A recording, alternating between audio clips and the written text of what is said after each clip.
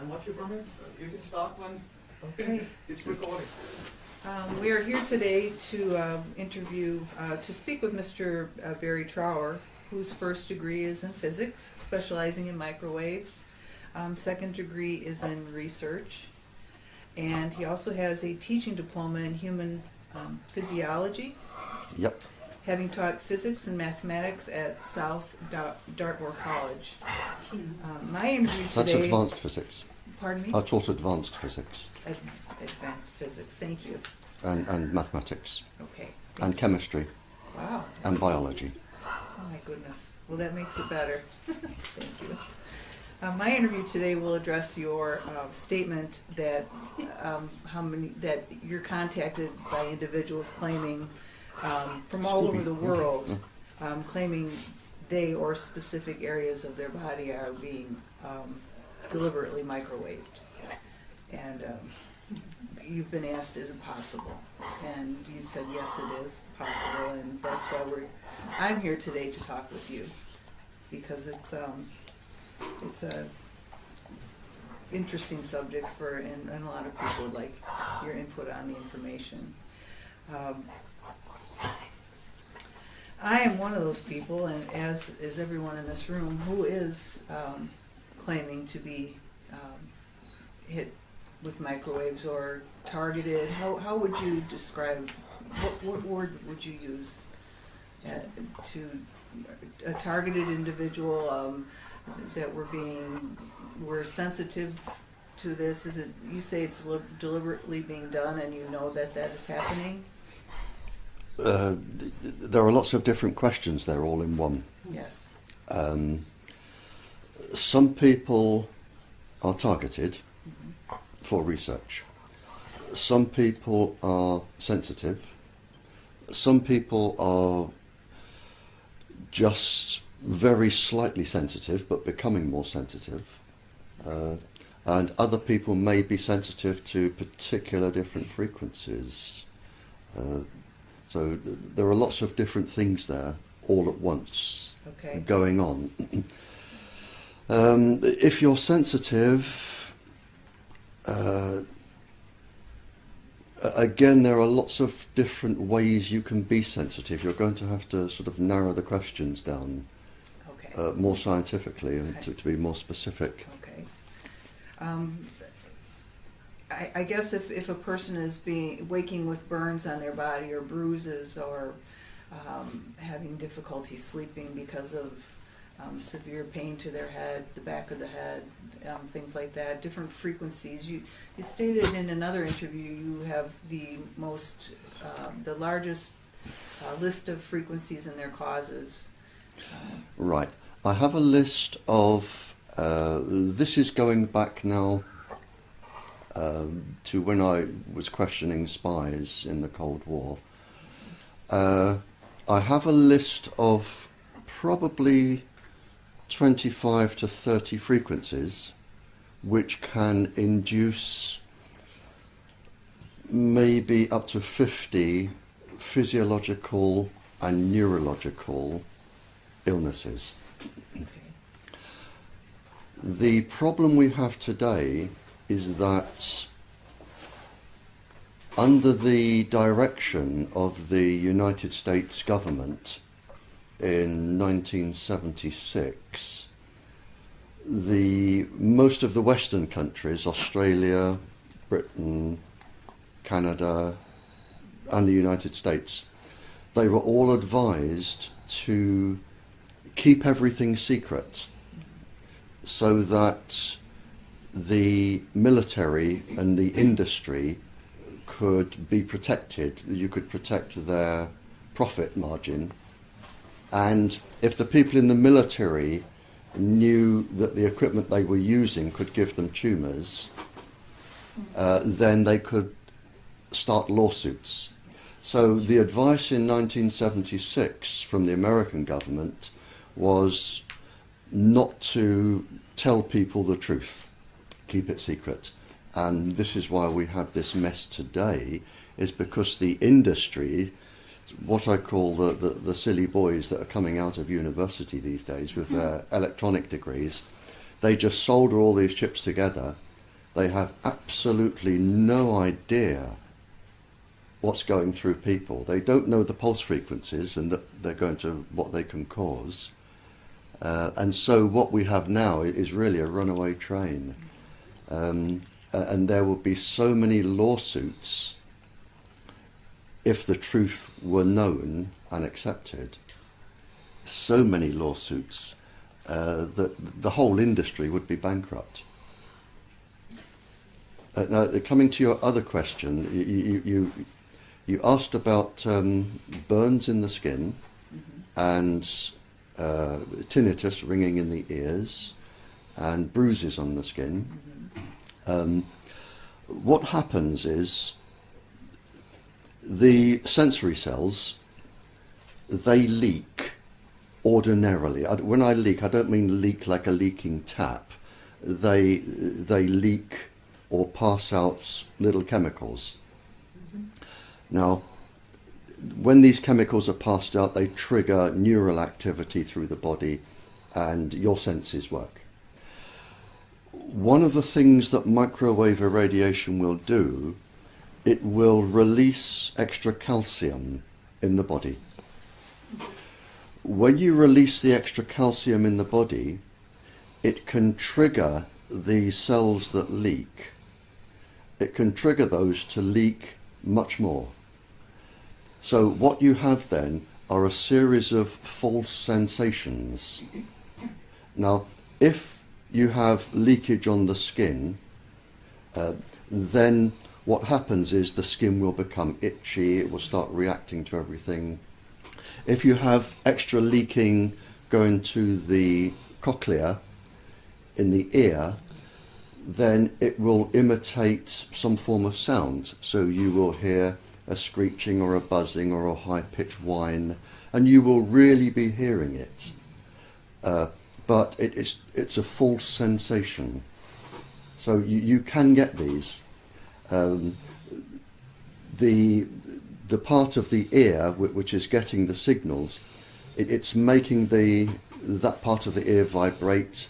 It goes to the brain to say, this is what I'm hearing, and the brain interprets the sound as a tinnitus, a high whine. So you have leaking. The other thing you have with the skin is these waves, they are electric and magnetic, made up of an electric and a magnetic component. The magnetic component tends to go inside the body. The electric component tends to go around the surface of the skin. And that as well will cause itching and scabs and burning sensation. So there are lots of different things here in that question which you asked. I'm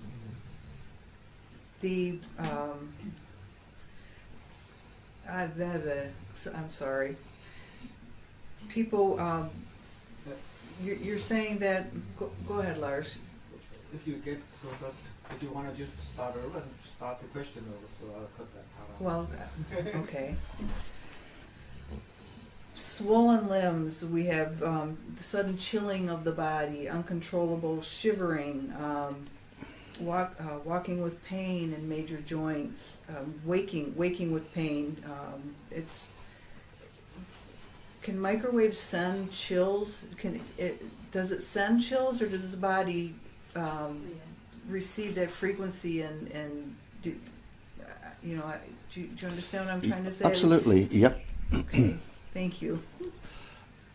Yes.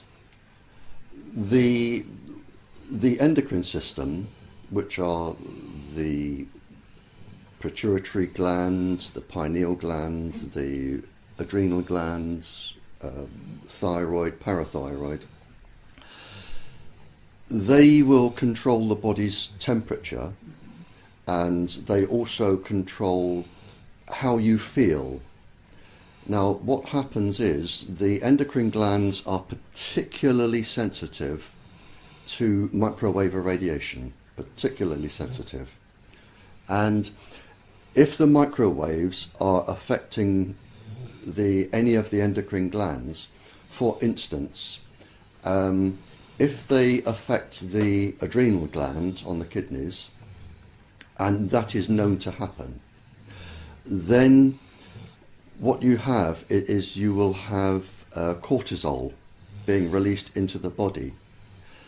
That will cause heart palpitations, a feeling of panic even, and within 2 hours your immune system will start to crash.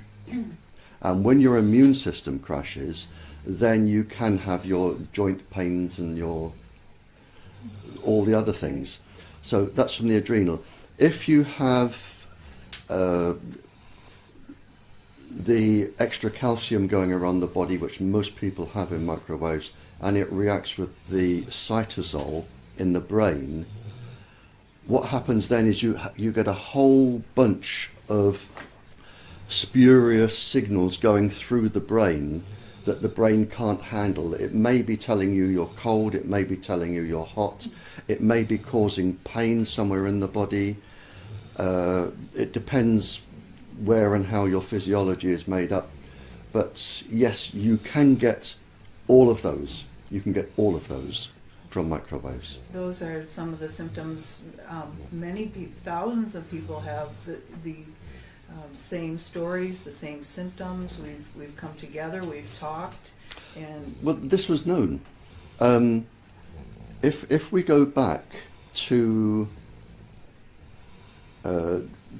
between sort of the 50s, 60s, 70s, 80s, if we look at that era, even the 90s, and this will take some believing, but I have the documents, and you're welcome to photograph, if you wish, the document. According to the documents, the English, Australian, United States, with the United States I mean the CIA, the Department, DIA, Department, Defence Intelligence Agency, with their associated universities, and the Canadian Secret Service, they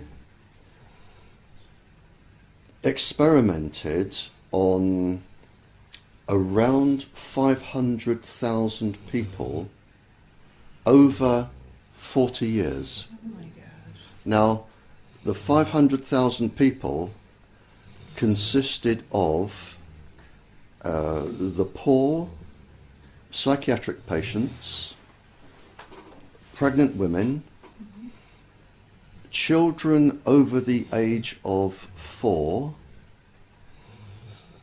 Muslims, Catholics, service personnel.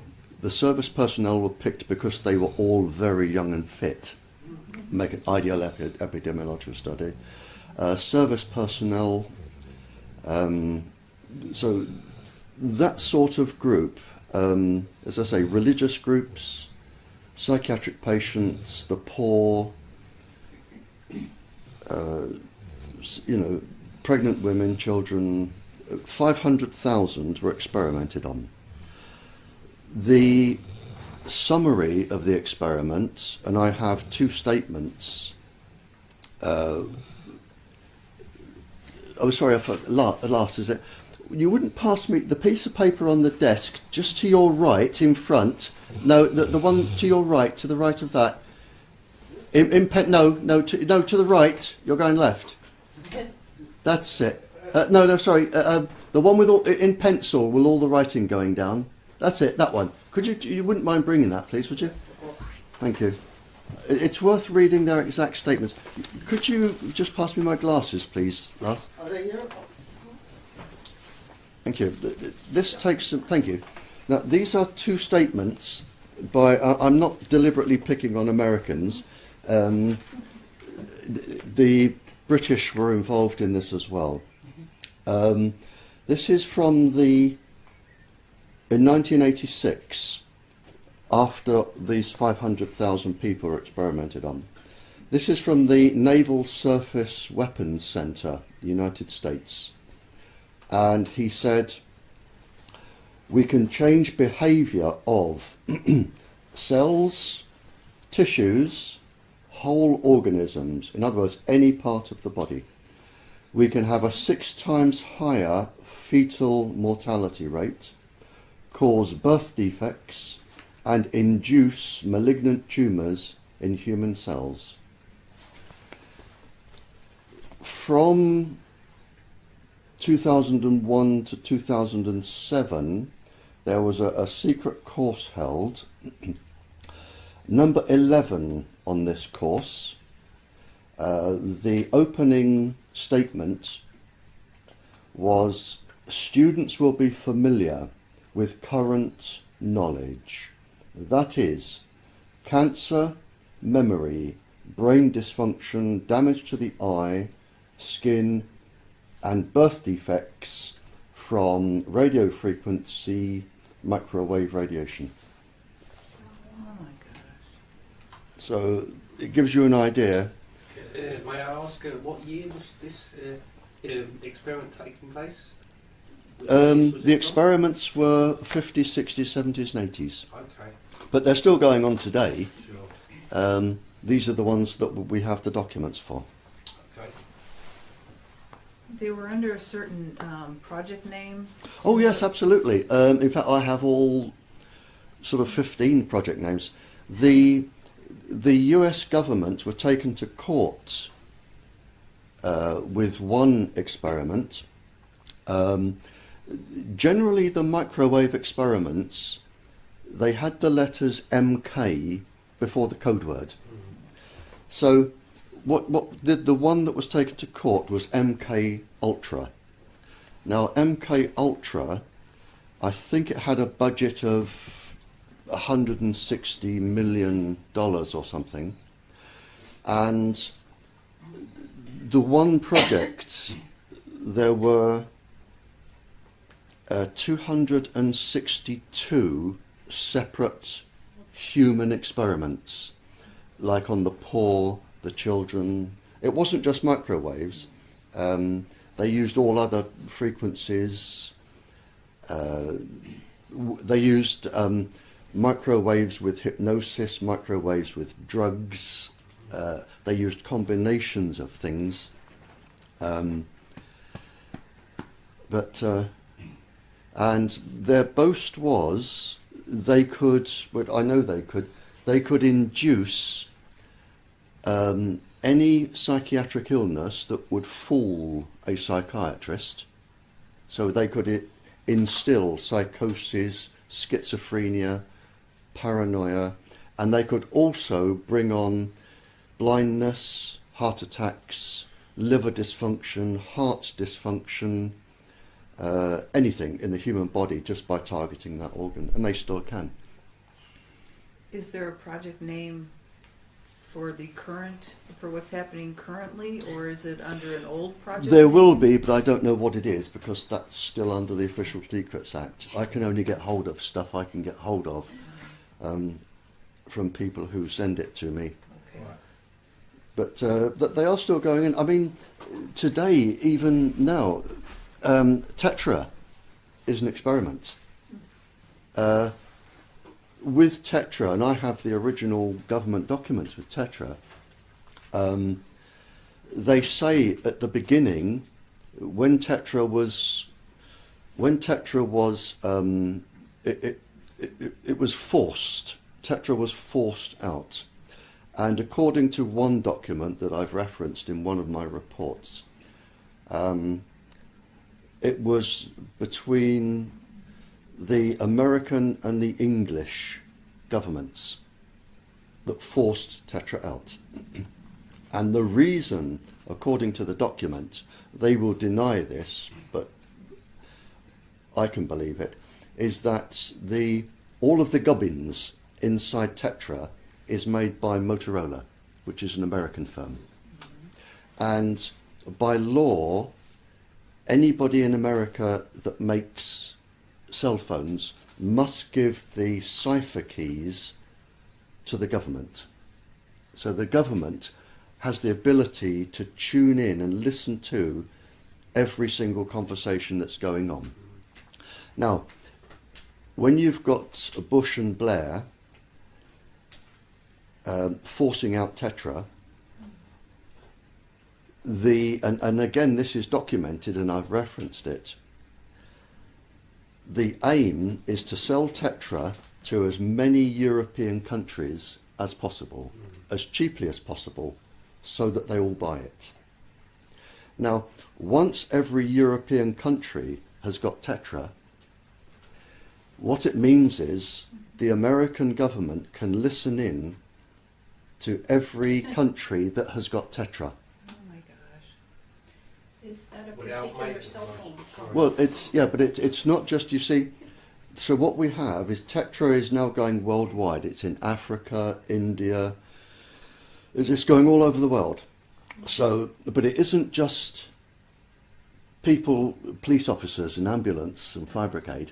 It's your MI5s, your MI6s, your secret services, your customs, your air sea rescue. So every secret department in every government, and Tetra I think is now, 200 countries? So every secret department in 200 or so countries can now be listened to by the American Secret Services. Oh my gosh. Now you can see why the Americans want this, and you can see why the British want it. But I mean, I was invited to Amsterdam a few years ago with the police chief, who he was sacked for talking to me. A lot of people are sacked for talking to me, I can tell you now. A police chief called me over there and he said, we were having dinner in the hotel, and he said, the problem I have, Barrie, he said, is I know the Americans can listen to what we're doing. He said, now, we catch drug runners. And he said, I can spend 2 or 3 years hunting down a drug cartel. Now, if the Americans can listen in to all of our operations to catch this drug cartel, you only need one American official who is bribable. He said, now, use your imagination. Is it possible that there is an American official who is bribable? He said, and he can listen to this, pick the information up, pass it to the drug cartel, and I've lost 2 to 3 years of a really confidential, highly secretive operation. He said, and that's what worries me. He said, it is the fact that everything we say is being picked up, decoded and stored by the Americans, he says. Is Tetra ostensibly an emergency system? It's an emergency system for the emergency services, Okay. and the military and the secret services. It's used by everybody.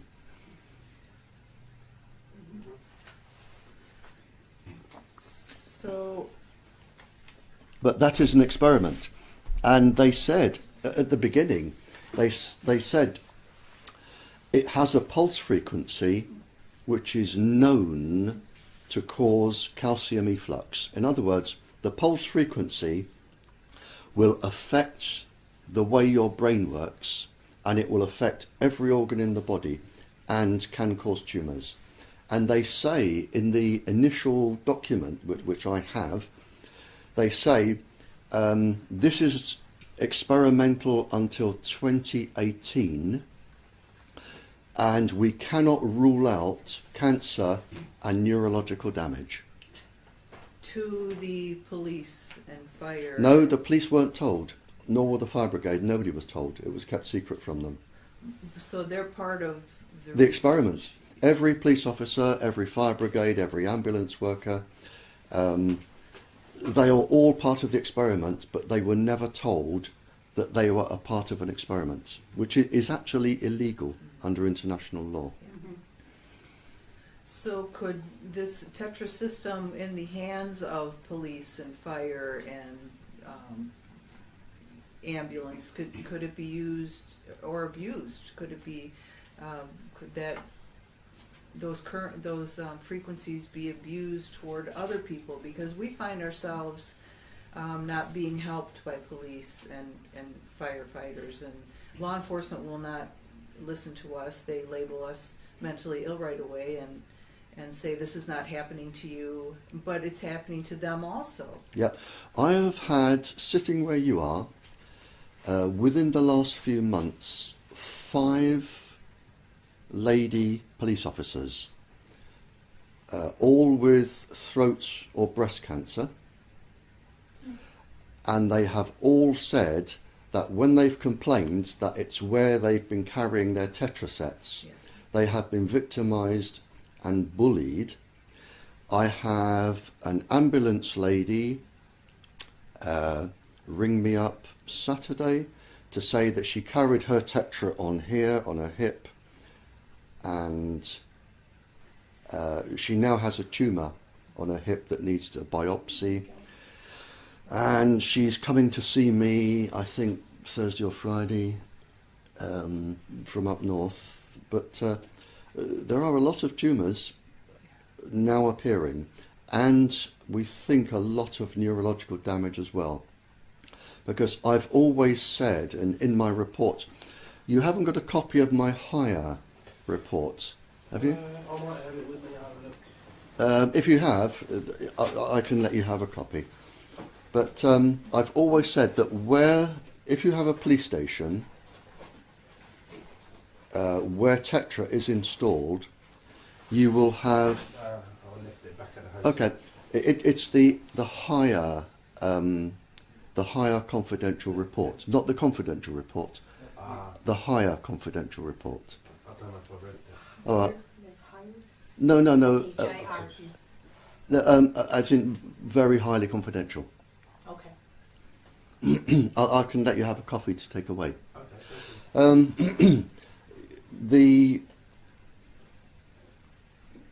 I've always said that where you have Tetra, and I've been right round the world talking about this. Any police station, the police will become more bad-tempered, more aggressive, and more violent, always. There will be more car accidents involving police drivers.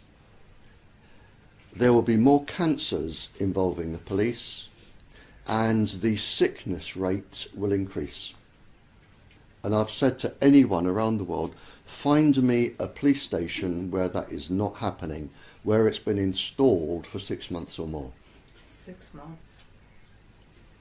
Do you think maybe a long-term goal or covert goal of this is then the police won't be very effective and to kind of to establish a military state, more and more going towards that? No,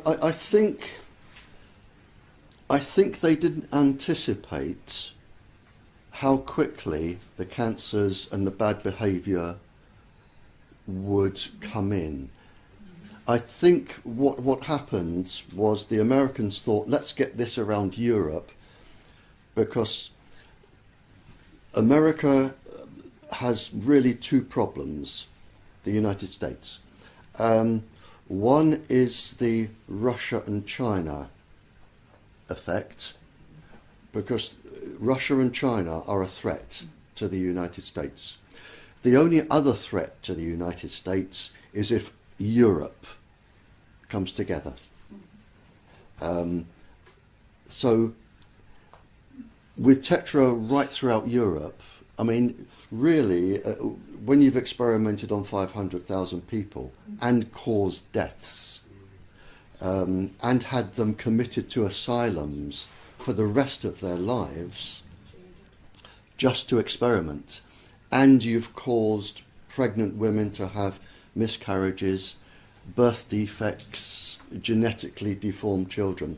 Once you've done all that, having a few police officers and ambulance workers and people die is really immaterial, because there are plenty more to join. There are plenty of jobs. So, and I think it's, from the American government's point of view, it's, we'll get the British to force this out which is what Blair and Bush did. Okay, so some people are going to die throughout Europe, but at least we can listen to all of the conversations and, you know. So you think that's the only purpose they have brought this program in, or this experimentation? Oh yeah, The Tetra. sole purpose. Yeah, because there are better systems and there are safer systems.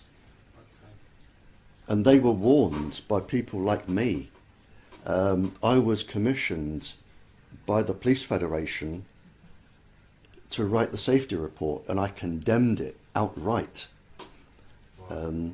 And they called a meeting to the police with the Police Federation, with all of the officers, and I was there at the meeting, and they said, "You use it or you get another job." Right. Simple as that. They said, "Use it or get another job," and they will not let anybody complain. They follow a system. The police, the governments, the secret services, anybody who has authority in these countries, they all follow the same advice, and it's called active denial. Yeah. Yes. I've heard much about that. It's called active denial. The moment you say anything, bang, it's not true, doesn't happen, active denial. No, he's okay, I'll let him at the front of a minute. It's called active denial, and I was going to say, I hope there are very, very few people in the Pentagon who really are this evil, and maybe you don't want to comment about that very much. That's just... it's we're not talking many. Okay. I had a meeting, now I don't know what the equivalent is in Denmark or the United States. I had a meeting with the schools minister here, the minister for schools. He is the top person in the country, responsible only to the Prime Minister. And he runs all of the schools. And I had a meeting with him for 25 minutes. And I said, you must not introduce Wi-Fi into schools, because it is going to cause genetic damage, not to the children in school, but to their children and their children. I shall need to explain this, but we're looking at the school children today. We're looking at the eggs being damaged in the girls. They will have a baby when they grow up, which may or may not have genetic damage, but the real threat is that child, the grandchild. That is where the most of the damage is going to come out. And we've got this. I did a cartoon for the minister, which I can give you a copy if you haven't seen it. I did a cartoon because, to be quite honest, the level of their science is, less than an 11-year-old. So I did it as a cartoon, and I said, there you are, that is what's going to happen. You must not introduce Wi-Fi into schools. And he said, I am powerless to stop it. The minister. Although he's in charge of everything to do with all the schools, he said the Health Protection Agency in this country, which is like Health Canada or whoever does the health in the States, he said the Health Protection Agency, which is only a handful of people, they control all of the science in all of the country. And if they say, we want it in, it goes in. And that's it. He said, I cannot go against the Health Protection Agency. What is the goal? Is the goal to just slowly, reduce the population or dumb down the population? Or there are lots of goals. If you want to come back on that pregnancy thing and know how it affects women, you'll have to ask me later. Well, the first goal, Wi-Fi, I read Wi-Fi in Europe is worth about 260 billion euros a year. Now, when you come to the rest of the world, you know, you count hundreds of billions of dollars, and that is worth maybe 20% of the population becoming very seriously ill or having miscarriages, child defects, birth defects. 40% of the population probably being sensitive and ill, but you still have 60% of the population well, and you make all this money. That's one reason. The other reason is you can listen to every single person's conversation all of the time, even if your phone is off. Even if you take out the battery and take out the SIM card? No, they can't then. Okay. Although in some they can. If they've actually handled it, they can, because they can put in a capacitor. But even if your phone is off, they know exactly where you are, exactly what you say, whom you're meeting with, everything. So, and if you turn the clock back, if you go back 15 years, if somebody from your government came to you and said, carry this, I want to know exactly where you are day and night, because I'm going to have you followed. I want to know every single thing you say, whether you like it or not. I want to know who you're talking to, what you're saying to them. People wouldn't have carried them. But because you can push a few buttons and talk to somebody and it makes you lazy, but they now know exactly where you are, what you're doing, who you're talking to. And it isn't one country, it can be up to about 45 countries internationally doing this, not just your own. And Eavesdropping. the one of the reasons for it is blackmail. Right. Makes sense. It's blackmail. Sure. Because you've got all of these teenagers now talking to their boyfriends and girlfriends and you know, mum's out, come over and we'll have a joint and a party and some sex and you know. But up to 45 countries are storing this. Now, when you've grown up and you're a congressman or a congresswoman, or if you have something that you want secret, like you're a paedophile or a thief, you know, they can come straight back to you at any time and say, listen to this. But so you've also got blackmail there, which is a very, very strong incentive for countries. And they monitor every single call in the world. Every single call.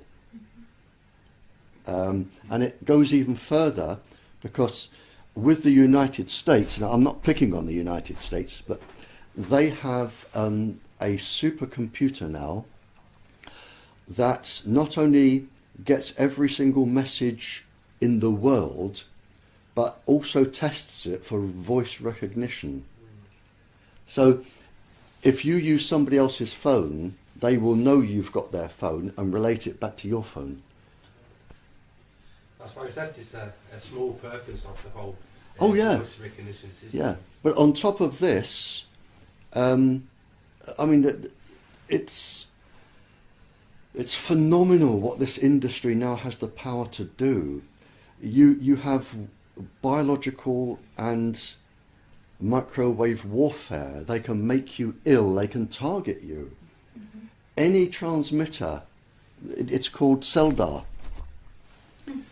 CELDAR. There are different types of CELDAR now. If they wanted to target you as an experiment, or if they didn't like you, what CELDAR will do from any of the microwave towers, any of the hundreds and thousands of them, and you don't even need to be carrying your phone. It can lock onto you, and once it's locked onto you, the computer takes away all of the things that are not moving, like buildings and trees and lampposts. So now the computer is following. It's like radar, only from microwaves. So it's now following you, and if you walk up the road, the transmitters will follow you. Do they follow your brain pattern or your whole body pattern? Okay.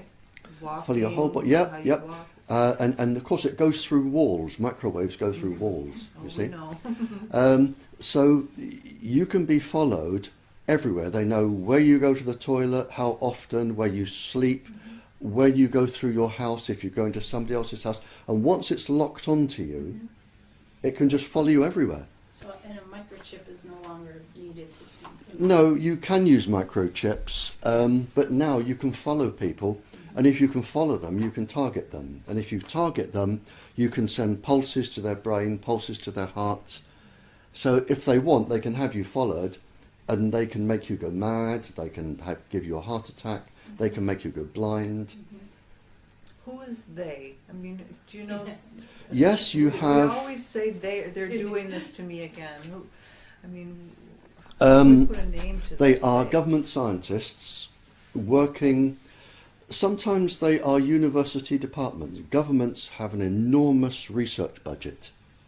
The English, United States governments have enormous research resources, and they will employ university departments. Well, would they maybe plant one person, say, on a university project, one or two? But the rest of the people maybe are innocent? It may be the university department doesn't know that it's actually building something which can be used against the people.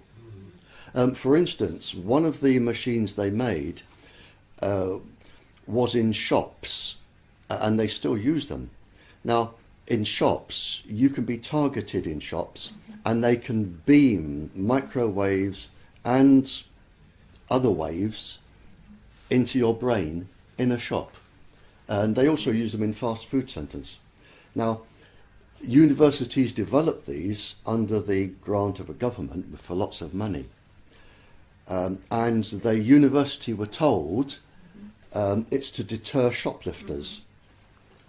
That's what, yes. So, but I mean, instead of saying, don't steal this, you can say, if you want to, buy this. It's an influence mechanism. Yeah, yeah. So, I mean, once you've got it, so the university may be innocent in some cases.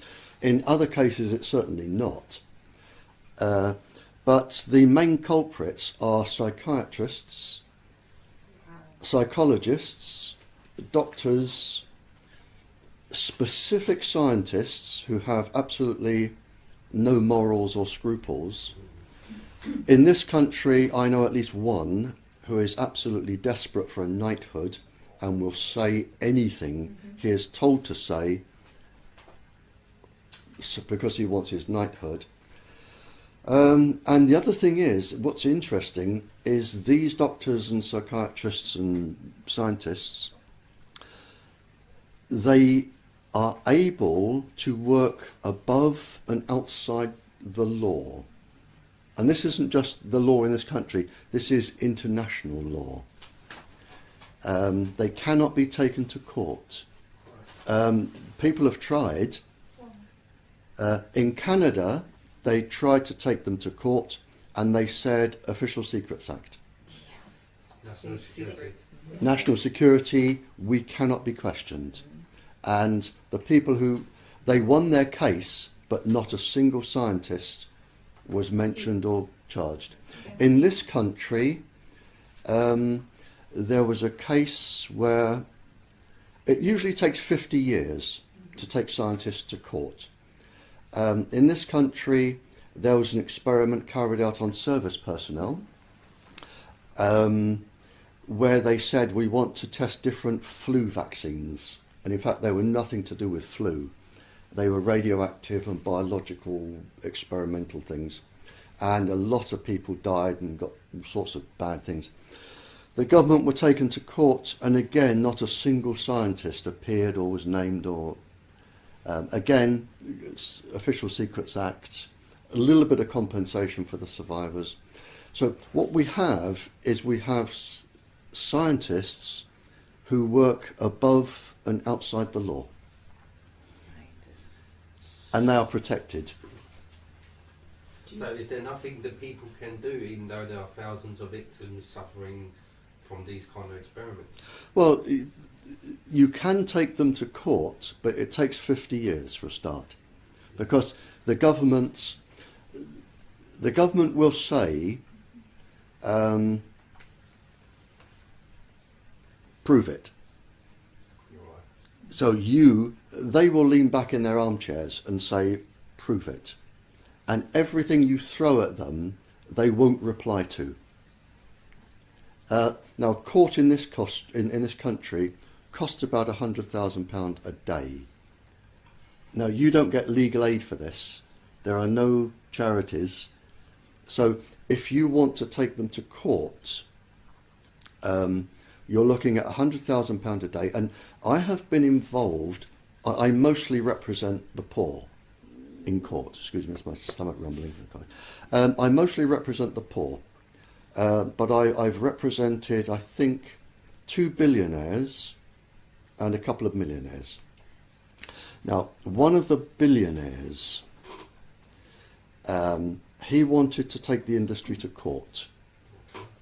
I was the scientist involved. He had his legal team, and he said, I want this industry to go to court. And they said, good, take us to court. And then we looked at what it would involve. They said, we will call all of our experts. They will talk for about 3 years. Yeah. It just gets dragged out. Our experts will need 3 years in court. Now you're looking at £100,000 a day for 3 years before you even start. Right. So that's impossible for most people. Countries cannot afford to take this industry to court. Right. Countries cannot afford. This industry is now so powerful, it tells governments what they will and will not do. Yeah, I figured. And again, because it's too late, and I was involved in a spy case with one major European country where the Prime Minister and the ministers, what I said, they were targeted and bugged.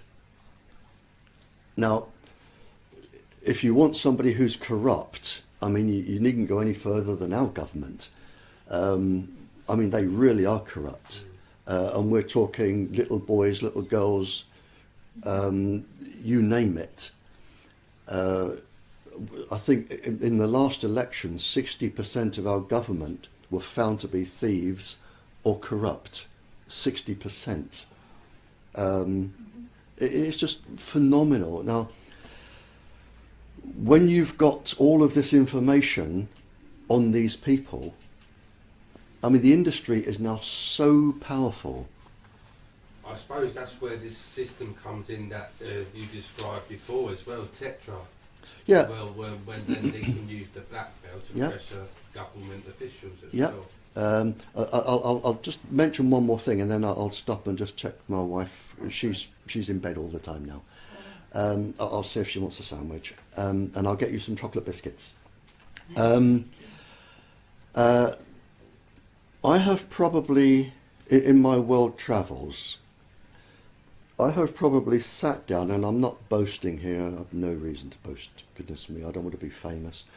I've sat down with 45 to 50 royal people, kings, queens, princesses, leaders of governments, leaders of countries, advisors of countries, all that sort of people.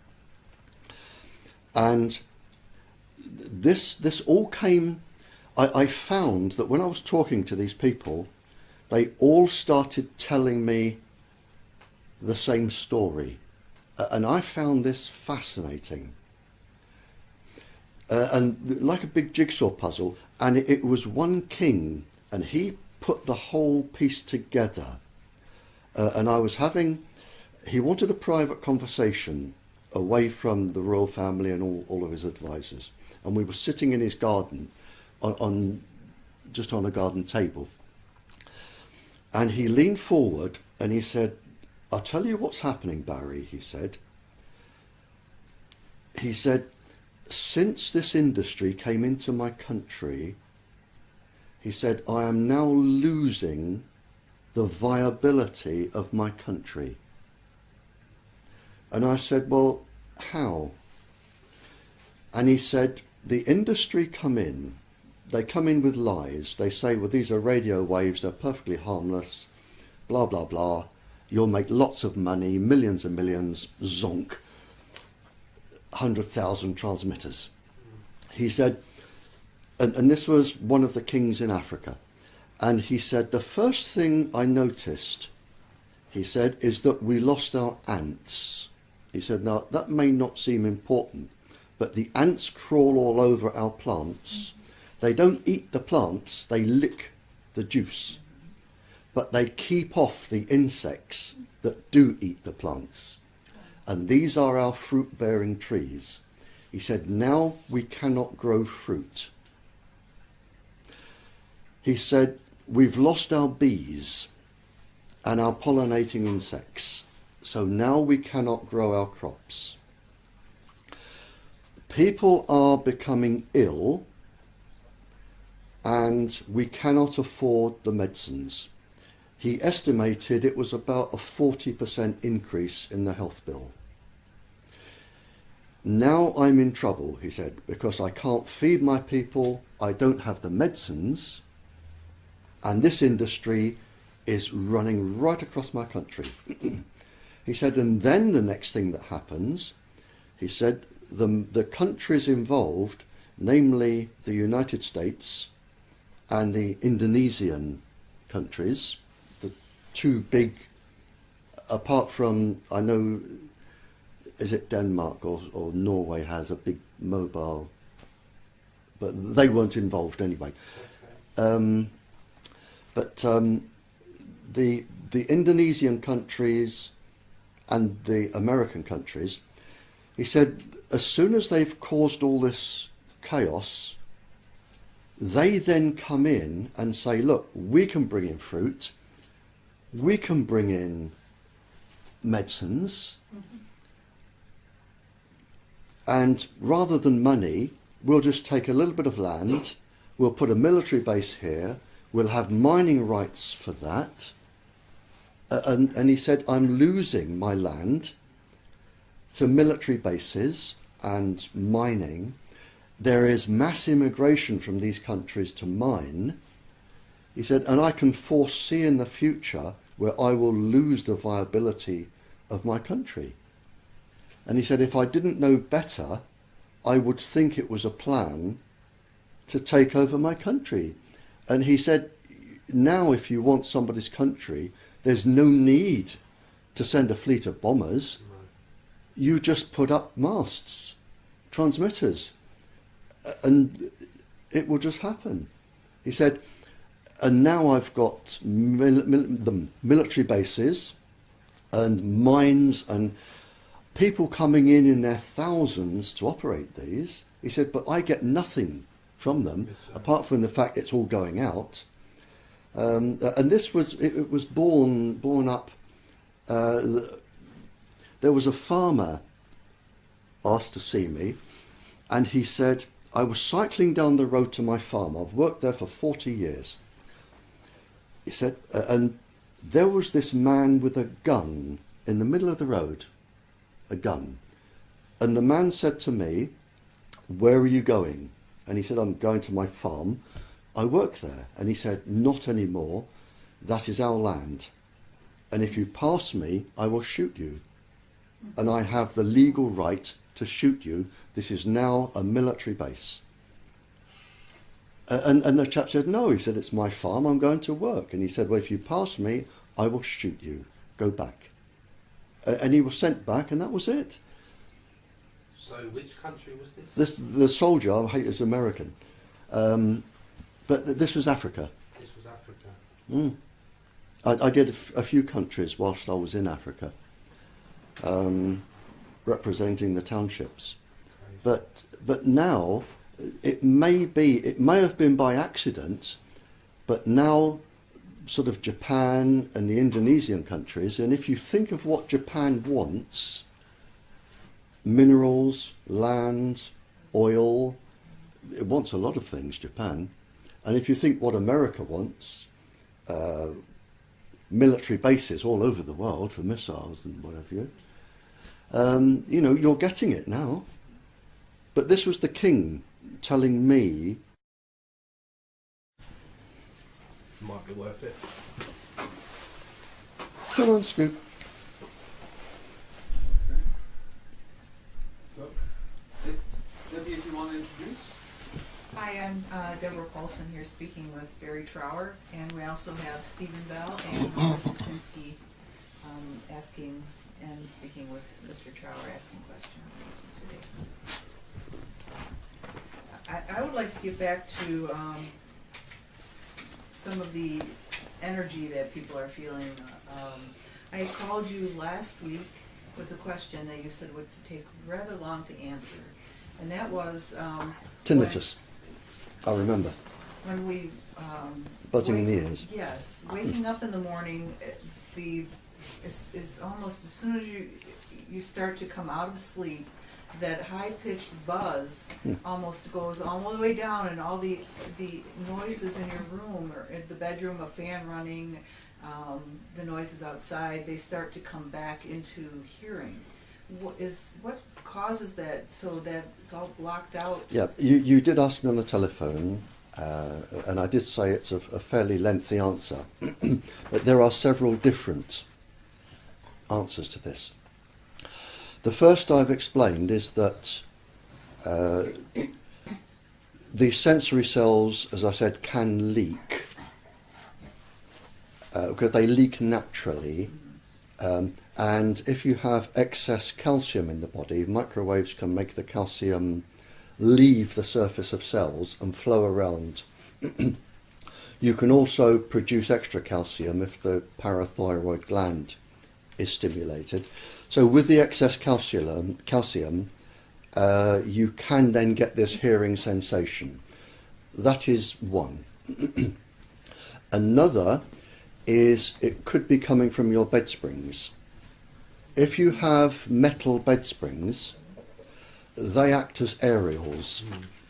And if the microwaves are going through your bed, as they will do, you may have a form of resonance or sound coming from the bed springs.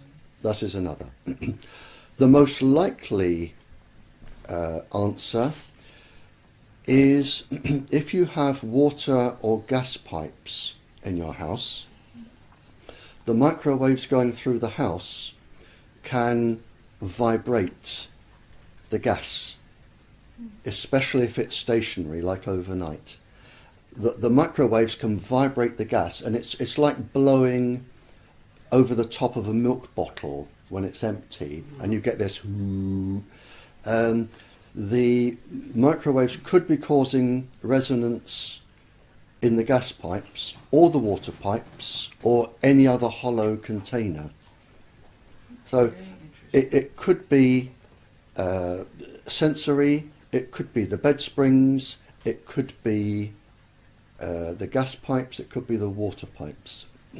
So when people say they hear things in the walls, or that's probably the pipes from the microwave frequencies hitting the pipes? It could be, yeah.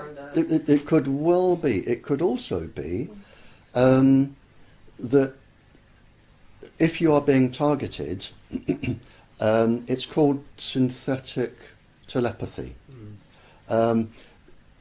Not only can they make sounds in your ears, they can actually put spoken word into your ears, and you can hear proper voices. Now, that was a long time ago. These days, they can put a pulse signal into your brain, they can produce chemicals. One of the chemicals they like to produce is, and I can't think of the name of it at the moment, but it's when you fall in love as a teenager for the first time, Theobromine? and you have this overwhelming trust for the person you're in love with. Sure. They produce that chemical, and they can produce that chemical at the same time you're getting this sound. Now, so you trust the voice. Oh my gosh. Right? Wow.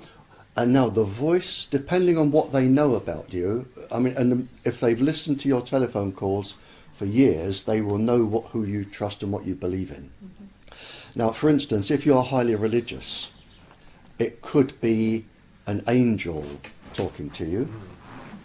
It could be God. It could be a spiritual being giving you advice and helping you. And that could come at the same time you have this chemical. So, That's so interesting.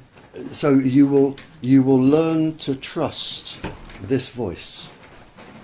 You will learn to trust this voice, and we're talking months and years and years and years, the voice will follow you and will help you. And then what they can do is they can then have the voice start telling you what to do for your own benefit. To be subliminal? Oh, subliminal, yeah. Even commit a crime, kill somebody, blow somebody up.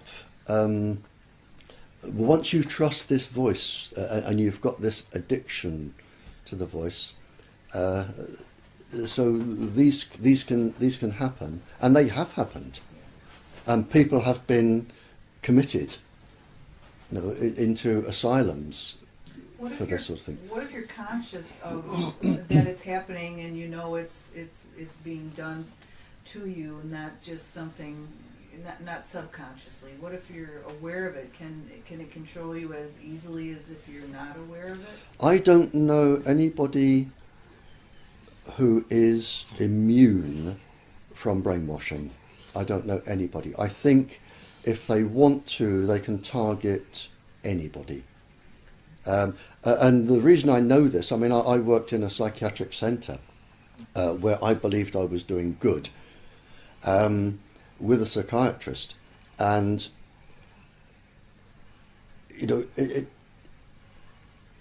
you can target anybody if you have ever. It's a simple test for yourself. If you have ever lost control of yourself, if you have ever cried, if you have ever lost your temper, if you've ever shouted in anger at somebody, if you have woken up 4 o'clock every morning with a baby crying and you thought, oh God, I hate this child, if you've lost control, even minimally, then you can be brainwashed. If you've lost control, and I've never known anybody who has never lost control somewhere. Somewhere along the lines. But does it not have a role, how aware that you are aware that people are actually trying to manipulate you to do certain things that your morals Well, will turn against? Yes, and lots of people are aware, and they go to their doctor, and we now get back to this active denial. I've known 3 doctors, very, very senior consultants, ask me particular questions, and I've sent them the proof, and the doctors have said, we'll follow this through. And I can tell you now that in all 3 cases in this country, the 3 doctors were told, drop it or get out of your job. Within half a day, they had to drop it or get out of a job, leave the job. Right. Okay. But my question was to you, can you help yourself by being aware and being conscious about that some people are trying to do you bad, or can they influence you so much that you're not in your own mind at the same time? You can help yourself. I mean, there are defence mechanisms. Yeah. Oh yeah, and I put them down in a paper. This one I've sent off for to be published. Are you being targeted? Right. You have a copy. Yes, I do. Can I call you Stephen? Yes, definitely. I mean, Debbie may. Is it with you? Yes. Not now, but if it's maybe in the hotel. Sure. If Stephen could have a. Have you read it yet? I don't think I've had Okay. the chance. No, I've only just written it. It's not even published yet. Oh right, okay. And I sent you a copy, an advance copy. I've sent it away for publication, but the magazine isn't out yet. So whether it's in or not, I don't know. There is something you can do, and it's in that article. If you know you're being targeted, and you don't want to be targeted, if you're being followed by Seldar, you can make it lose you by going into a crowd. Okay. It can follow you into a crowd, and it can follow you, but if you sort of mix with a few people, and they've all got the same sort of body images, then it won't know which one. So what will happen then is it will try to lock onto your phone. Right. If you're not carrying a phone, then it's lost you. Okay. But if you're carrying a phone, they will always know where you are. Sure. In and out of a crowd. But you can. The other thing you can do is, and it's in the paper that I sent to Debbie. You can, if you realise you're being targeted and followed, go into a crowd. Just mingle with a crowd in a shop, and leave by another door. You throw them off. If you have to carry any form of transmitting device, like a phone or an iPad or an iPod or whatever they call these things, carry them in like a child's pencil case that they take to school, a metal tin. Oh, the lead one. I know which one. A metal tin. Yeah. They have their protractors and things in geometry sets. A little metal box. Carry your phone in that, because the transmissions won't get out or in. They can't track it. Okay. You can wear protective clothing. There are now specialist firms that make ordinary clothes that stop all microwave transmissions going through. All frequencies. Yeah. You can buy ordinary woven clothes now. I know there's a firm in Scotland that do it. All microwave frequencies, but not ELF, like extremely low frequency. Oh, they'll stop those as well. Really? Yeah, they can't stop the higher frequencies, like from gamma rays or X-rays. But you can now buy clothing, ordinary clothing. There is a firm in Scotland. I can't think what it's called. Okay. I've never tested any of these devices, so I can't recommend them.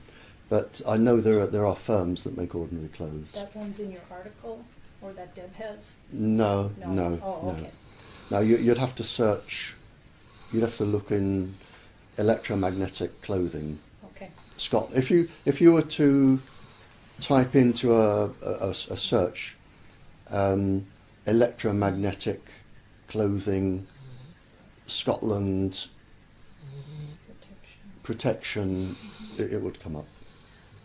Why does it? Is it the springs of the bed? Why does it feel like the frequencies are coming up from below? Anything metal doesn't have to be springs from beds. If you have one of the reasons for the high rate of breast cancer is the metal in the lady's bra. If you think about it, you never put a spoon in a microwave oven because it absorbs the microwaves, sparks, and then it sends out another frequency, another wave.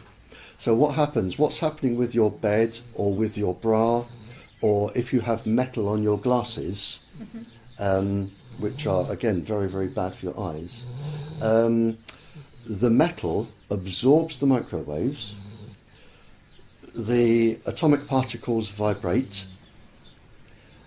Each time they go up, they absorb the energy. Each time the electrons come down, they transmit energy.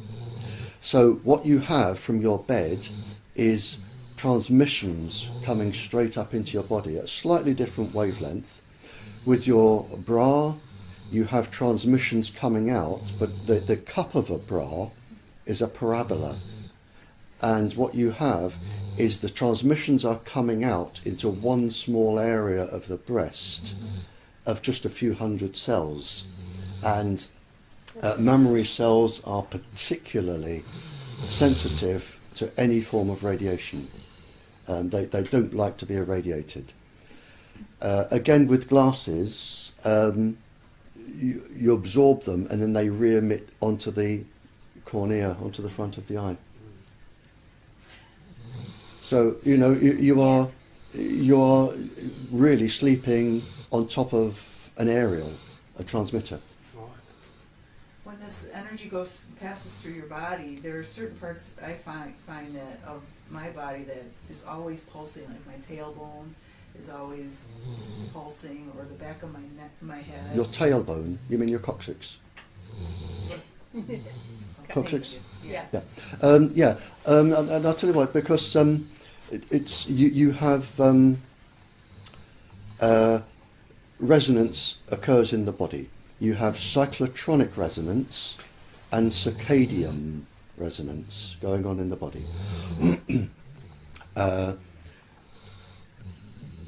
With the cyclotronic resonance is think of a trampoline. If you jump on a trampoline and you bounce up and down and you get a nice steady bounce, that will be your natural resonant frequency for a bounce. If a 56-stone man jumps on and starts bouncing at his bounce, you have no choice but to bounce at his pace because he will take over. Now that's what happens in the body. The chlorine, calcium, sodium, potassium, the major neurotransmitters in the body, they have their own vibrational speed. Now, for instance, potassium vibrates at 16 vibrations a second. So anything that's vibrating near 16 a second will take over the potassium and change it. Again, with your brain waves, the delta, theta, alpha, beta, they have their own brain frequencies. It will take over the brain waves. So you have resonance there. Your organs have their own resonant frequencies, which can be taken over. You have circadian rhythms in your body. Your eyes fluctuate at a certain pulse frequency a second. All of your body pulses and fluctuates at its own speed. Every part of your body is vibrating.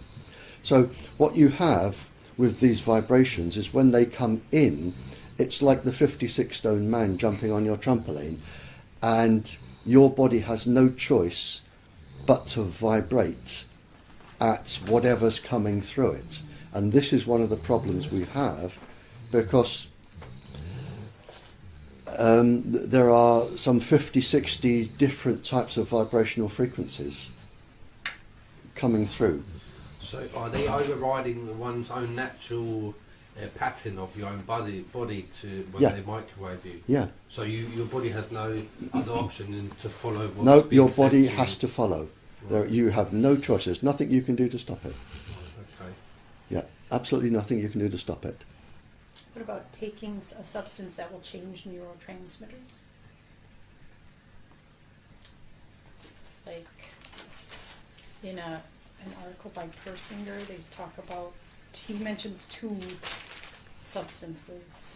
Which change neurotransmitters. Or which can affect he mentions two substances that can provide some protection against. Well, I mean, you can protect yourself like by taking melatonin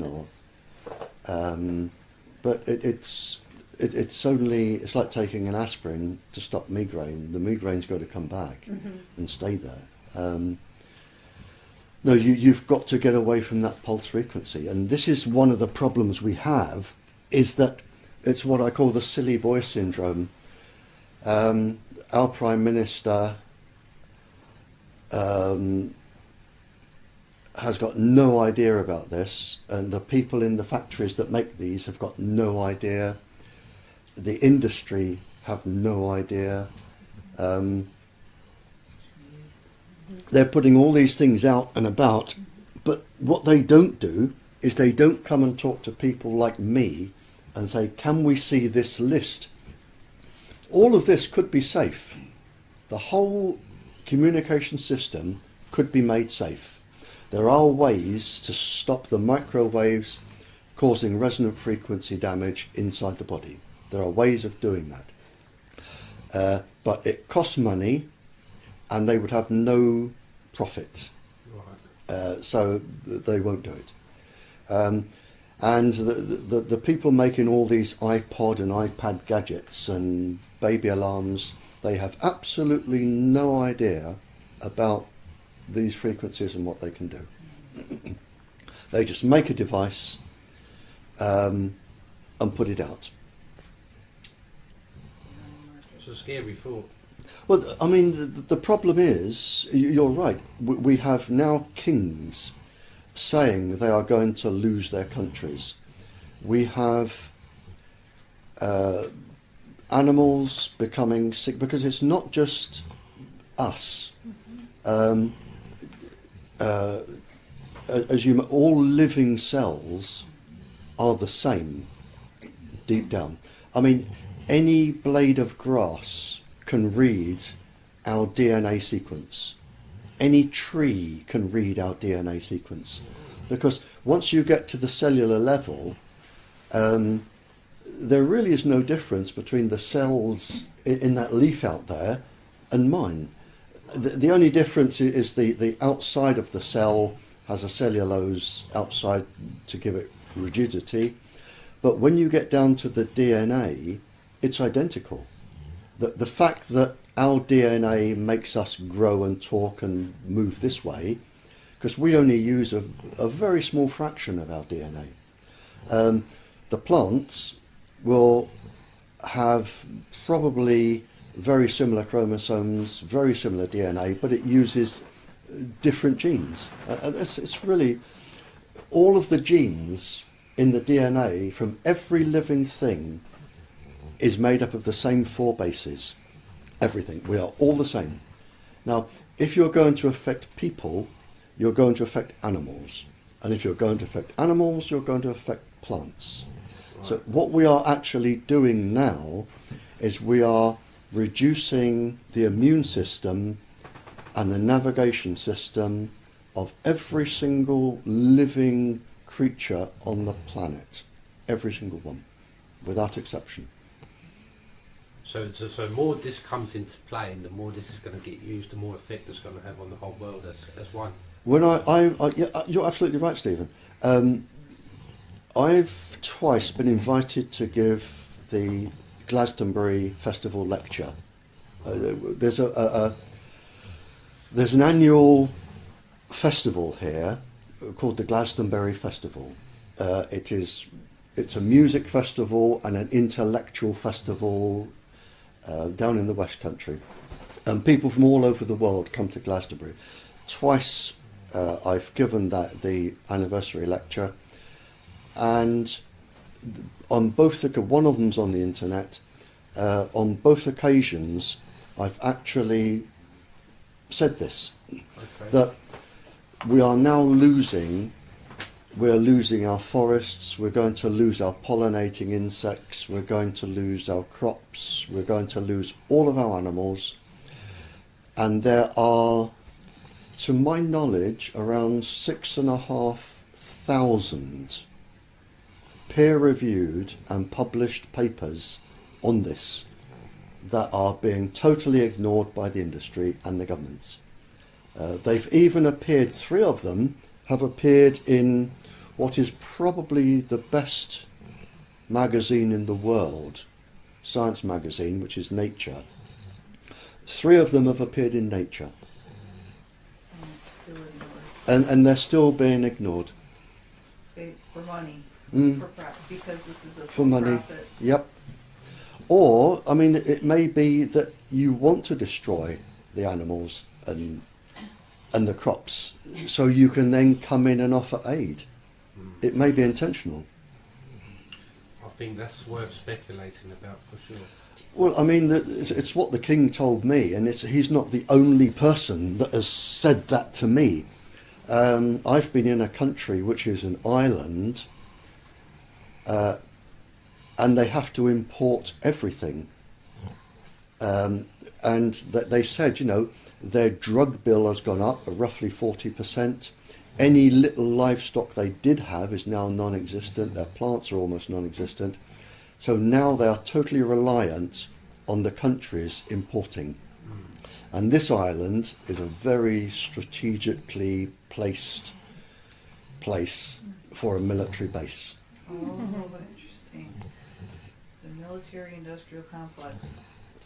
So I think it started out probably as a really good profit-making industry where the secret services could also have a hand in and gain information. Then they've suddenly realised, hang on, we can take over countries. Yeah, and in your opinion, what is the grand scheme? I mean, I don't think there is one. I think it's unfolding and people are deciding as they go along. Really? I find what they do is usually multi-purpose. Yeah, it is multi-purpose. Whether they now have a grand plan, I wouldn't know. But it seems no sign of stopping. No sign of Quite stopping. the opposite. Yep. Well, what are because of these frequencies? Do our eyes become more sensitive to flicker rates? To certain, they do. Yeah, it's the circadian rhythm of the eye. I think is it's very near the frequency of the ordinary cell tower. But there is a lady, and I shall think of her name shortly, Fellow of the Royal Society, very, very clever lady. In fact, she took me to dinner, I shouldn't forget her name. And she's written volumes on eyes and how it affects the eyes, because the eyes are moist, and anything moist will absorb microwaves. So eyes will absorb much more than... The only part of the body other than eyes is the DNA in ovarian eggs. They are very moist in the eggs. They absorb 10 times more than the rest of the body. And the only other part of the body I know that can absorb that much in the way of microwave radiation are the eyes. Do certain gases or sprays, chemicals help frequencies, or have different effects on frequencies and on people? You can get multiple chemical syndrome or sensitivity. In fact, the symptoms of multiple chemical sensitivity, the symptoms are the same as electrosensitivity. And the reason is that once the skin becomes sensitive, it can leak. Not leak as we would see it, but leak atomically. And when you start destroying the fabric of the skin, like the blood-brain barrier inside the body or the other barriers, then other chemicals can leak in, and you can then get multiple chemical sensitivity you can develop that from microwave radiation. So you can be chemically sensitive, you can become chemically sensitive and or electrosensitive at the same time. Is that the odor, the bad odor we smell, or is that... Well, any odour are really just chemicals that are flying around the air. So yes, anything at all. And I'll tell you who's written a very good paper on this is Dr. Andrew Goldworthy. Dr. Andrew Goldworthy, he was a lecturer at Imperial College, London, for 40 years. Now, Imperial College is the Oxford and Cambridge of London. You don't get to teach there if you're stupid. And he's written a very good paper on this. So the odors could. A lot of people say they get bad odors in their nose or in their home. Is that just sensitivity to something that's already there? Well, of course, you actually taste smells. Yes. You don't smell smells, you taste them. Okay. When the gases come in, they form part of a liquid, a fluid, Mm-hmm. and you taste them. Mm-hmm. And once you're tasting them, you have this chemical as a fluid in the body, which could then do whatever it wants to do. Did you mean there be as well, if that can be any gases or medication that can make you more suggestible, or that makes the microwaves easier to pick up on you? Silica dust is one thing I've heard they like to use. It makes us more easily seen in our homes. Is that true? It brings out a... If the sprays have a metal component, for instance, some have aluminium droplets, some have small metallic ions, ION, to make them settle or react. If you have a metallic ion, that will automatically react with the microwaves. If they are iron based, because we have iron in our brains and bodies anyway, and this goes on anyway, but you can increase it. It's called the Fenton reaction. It's an enormously long chemical reaction. The stuff nightmares are made of when you look at it. But basically, if you have iron in the body, as we all do, but you're breathing it in as a form of compound from a spray, it reacts with microwaves with peroxide, which you also have in the body. You take in peroxide in some drinks and in some teas. Now, once you have peroxide, iron and microwaves, you automatically get what's known as the Fenton reaction. And the Fenton reaction, it depletes the iron. So what it does, it starts depleting the iron from the brain, which can bring on early Alzheimer's and Parkinson's, and make you anemic. But at the other end of the reaction, the Fenton reaction, is a hydroxyl ion or a free radical, and that is cancer causing.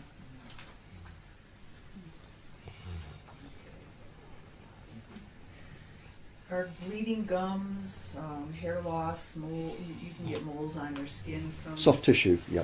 Tissue. Soft tissue.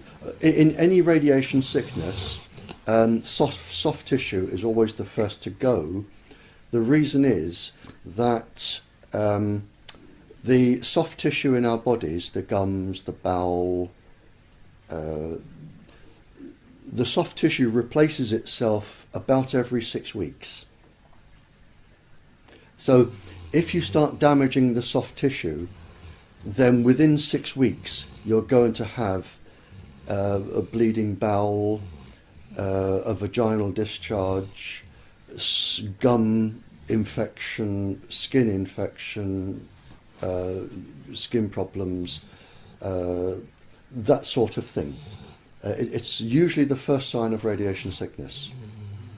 And the body reacts the same, whether it's microwaves or gamma rays or whatever. The symptoms, it's called radiation hormesis. The symptoms are the same, and in fact, to give you an idea of how ignorant governments are, it took 30 years for the lady doctor to stop pregnant women being x-rayed. She spotted straight away that the children were being born with leukemia, where they would x-ray pregnant women, and she told the government, the same government we're talking to, she told them that this was causing, and they said, "Go away, silly girl," words to that effect. And it took her 30 years to get x-rays stopped for pregnant women, because the industry opposed it. That just really shows. It took, and on a similar vein, it took a doctor from Scotland, a very clever man, 20 years. Once he found cholera in feces in water, it took him 20 years to get that stopped, because it would cost money. And smoking is a good example. In 1964, there were 32 university papers linking smoking to cancer. And it took another 30 years to get it. So, I mean, governments and industry, they will hold off for 20, 30 years in every case because it costs them money, and they avoid lawsuits. Sure. So with this, and we've already had people die from microwave sickness, it's going to take a long time, because the industry now is so powerful. It really is powerful. And it can tell governments what they will and will not do and say. And that is the problem. Do you think a person's targeting could be something other than cell towers? Could it be land-based somehow, mobile? Oh, it can be satellite-based. Satellite, Yeah. satellite-based. Yeah, it can be from anywhere at all. Yeah, it's not difficult. And you've got HAARP. HAARP, I was going to just say HAARP. You've got HAARP, HAARP. I believe there is a similar device in the Soviet Union. We've got one on Cyprus. There's probably one in China. And with HAARP, you can just beam microwaves anywhere in the world, anywhere. And you can target specific houses. You can target entire countries. At the same time. At the same time. Yep. So that will be mass control, or it could be used that way anyway. Yep. I mean, it's in Alaska. The American government say it's for studying weather, but you can just bounce microwaves off the ionosphere to anywhere in the world. Right. For instance, if I were a mad and evil scientist in this country, and I wanted to totally destroy the United States, and I told this in a legal hearing in London to 3 United States lawyers in the case I'm involved in Oregon. If I wanted to destroy the United States, let's say I was an Al-Qaeda, and I wanted to destroy the United States, all I have to do is build a 48 transmitter site transmitter complex like HAARP. I would aim it at the United States. I would think, how would I make the United States suffer? I would go for your wheat fields, because your wheat fields feed the entire planet, and your economy depends on your wheat exports and your beef, so I'd go for both of them. I would think, right, what frequencies will make the immune system suffer in wheat, cellular structures which are known, which would make the beef cattle sick, which are known. I would think, right, I can destroy that country. What I'll do now is I'll make myself $100 billion at the same time. I will grow wheat and I will grow beef, and then when I've ruined yours and there is a world shortage, I will up my price 20-fold for the rest of the world, and I'll make $20 billion. And I could ruin all of yours and sell mine, and it's that easy. Probably no one else has that capability. Well, I mean, the Russians, I think, have it. China probably has it. The Americans certainly have it. We have it. So there's a few countries that have the capability. Oh yeah, to do anybody. things like I mean, this. it's microwave transmitters are so easy to make, ever so easy. All you want is a power supply and 48 transmitters, and you're away. But you need access to a satellite, obviously. Or is that You don't need satellites. No. No, you can beam the microwaves in a direction, and they will bounce off the ionosphere that surrounds the planet. So even if They you don't bounce have off. access to the ionosphere as a grid, but you just have the capability just because it's there. Well, the ionosphere is space. No, I know, Yeah. but I thought, do you not have to control the ionosphere? No, in some no, way it's to just do a this? it's just an ionic layer around the planet. I thought that HARP, one of its eventual goals is to control the ionosphere. Well, they can make holes through it, or they could make it vibrate. But yeah, I mean, Just using what's there already. Yeah, yeah. Okay. but I mean, it's now. If I wanted to, I mean, and I had the capability, I could destroy the United States quite easily. Mad. And if I can do it, imagine what somebody from MIT, which is probably the top university in the world, MIT. Imagine what a team of clever scientists from there would do with a laboratory and 20 years research, which they've had. I mean, what I've said is just general knowledge. They will be way ahead of that. So we're getting to a phase now where we can literally destroy the planet. We're back to where I remember in the Cold War, where there were so many atomic bombs primed, loaded and ready to be fired. And I can remember when Kennedy was president, and the United States and Russia were within a heartbeat of total global nuclear war. And they had enough atomic bombs to literally rock the planet off of its axis and destroy everything. Yeah, and we were within, especially the Cuban Missile Crisis, we were within, I mean, the fingers were on the button. It only wanted pushing. Inches away.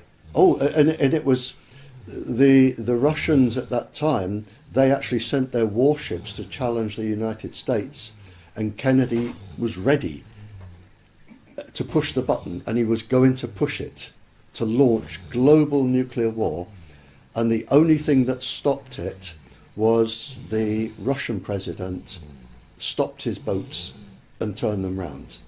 Had they gone on a few more miles, we would have been in total, nuclear war. And we were that close, and we're getting that close again now with microwaves. You'd think that. I feel that, well, I've heard from a number of sources that the threats that were, published during the Cold War about threats from the Russians were somewhat exaggerated, or maybe largely. Oh, they always are. They always are. Yeah, I mean, even Al Qaeda is sort of a scapegoat, and some people think they don't even exist. It's a made up thing to get people to give up their civil liberties. The only reason I say it, I think there is a tie-in with these technologies. Oh, you're absolutely correct. And everybody, all the countries, exaggerate what they're doing to make the other country worried. Big psyops. Strategy. The One Towers, you are familiar. The Twin Towers, yeah, I remember that. The Gwen Towers. Sorry? The Gwen Towers that were put up during the Cold War. to, if communication went down, the Gwen Towers they're run by the military. Yeah. Ground wave emergency network. Yes. Yeah. It's been said that the targeted individuals are kind of clustered around Gwen Towers throughout the United States, and the bottom 3/4 of the Gwen Towers are now being leased out to the public, but the top quarter is still being used by the military. Oh yeah, I don't doubt it. I mean, officially, every single microwave transmitter in this country, just ordinary cell towers, every single one comes under the Official Secrets Act. And they've done that to stop people complaining to their members of parliament that they don't want it there. See, once you put something under the Official Secrets Act, you can't challenge it. Not until 20 to 30 years afterwards. No. Right. Well, I have a question for you. Come on, yeah, that's just if you're targeted Yep. by microwaves, Yep. Does the weather have a difference? Does it make a difference if there's a clear weather or raining or windy?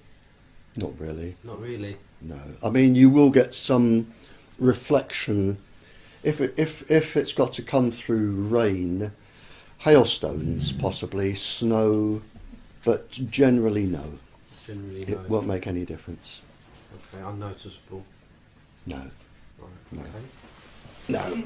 Can voices in the head somehow be recorded, or that signal, I think Stephen had a better way to put it in words, the signal be interrupted to be read before it reaches a person? Yeah, well, we were wondering if you can record the signal that's being sent to you. Can it be picked up by an analyzed spectrum, and then afterwards decoded to see what's being sent to you? Yeah. That's possible. Oh yeah. Okay. A spectrum analyzer. I just need to let the dog into the garden. Hang on. You're okay, lass? I'll do that. No, I'll let him into the garden. Yeah. Go on, let's go in the garden. Want to go in the garden? Right. Come on, then. He wants me to. No, go on then. Yeah, just leave the door. Yes. Can the signal be picked up? Yes. How does that work? How does the spectrum analyzer work? That it could be read, like Stephen has said. Yeah, we know we can pick it up. The signal is not the hard part. It's more the hard part is decoding the signal to see what's being sent. And we wondered how is it possible and how can you do You would need to know what frequencies they're using, and you would need to know how to decode it, but you could. it's I mean, theoretically you can, yeah, of course you can. If you can send anything, it can be decoded. Sure, and recorded. Yeah. Oh yeah, because if I wanted you to hear a voice of an angel, I would send first of all the microwave, which would be the carrier wave. Then I would put the modulations on. Now, if you think of an airport, and think of the conveyor belt that carries the suitcases. It's a big rubber conveyor belt going up to the hold in an aeroplane, or they used to have them.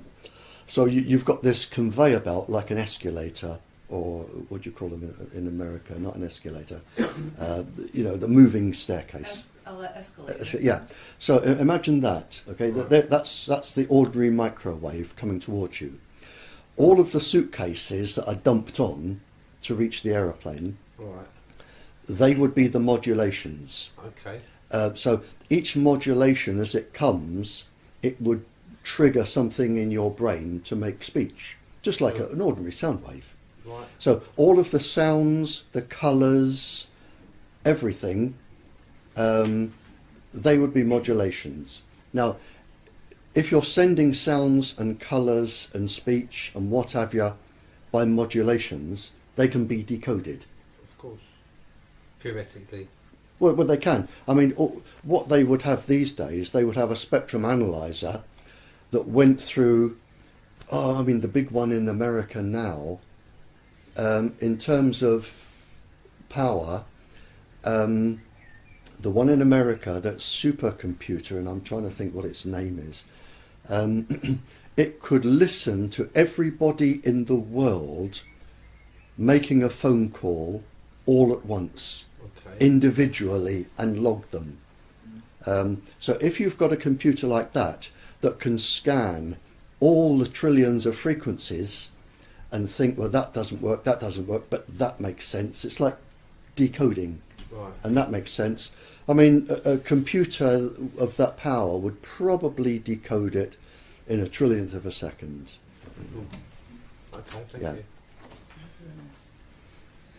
Does it make a difference if you're sleeping behind it, or if you're behind, not sleeping, if you're behind a brick wall, a galvanized steel wall, a window, how these frequencies reach a person? Microwaves can't go through metal. It's the only thing that will block them. Gamma rays and X-rays will go through metal. Microwaves can't. So they will go into the metal, they will make it vibrate, but microwaves cannot go through metal. So the best way to stop microwaves is metal. With clothing, they now weave in copper thread or silk thread. That stops microwaves. Microwaves are very easily stopped, but they will go through brick, concrete, they'll go through anything quite easily. What they cannot do is go through metal. Does it have to be grounded? Does it have to be welded together? Does it have to be a perfect box? If you're putting up some form of metal defence, like around a house, please eat these biscuits, won't you? If you're putting up some sort of metal defence around your house, don't use cooking foil, because cooking foil has holes in and microwaves can get through. Thin aluminium foil or tin, that'll stop it. And the easiest thing to do is, if you do a wall, I mean, people use radiator foil, is the best thing. In cold countries like your country, you can get radiator foil. It's shiny foil you put behind fires, and it reflects the heat back into the... it's like very, very thin tin. So if you do a whole wall and you've got a lot of microwaves that will build up charge, all you need to do is just connect an ordinary little piece of wire like this to the bottom corner, just run it under the carpet, out into the garden, connect it to a knitting needle that's metal, a metal knitting needle, and stick it in the ground. That's it. Right. To conduct. Well, as you get a positive charge build up, the electrons from the ground will come in and neutralise it. Otherwise, you'll get an electric shock.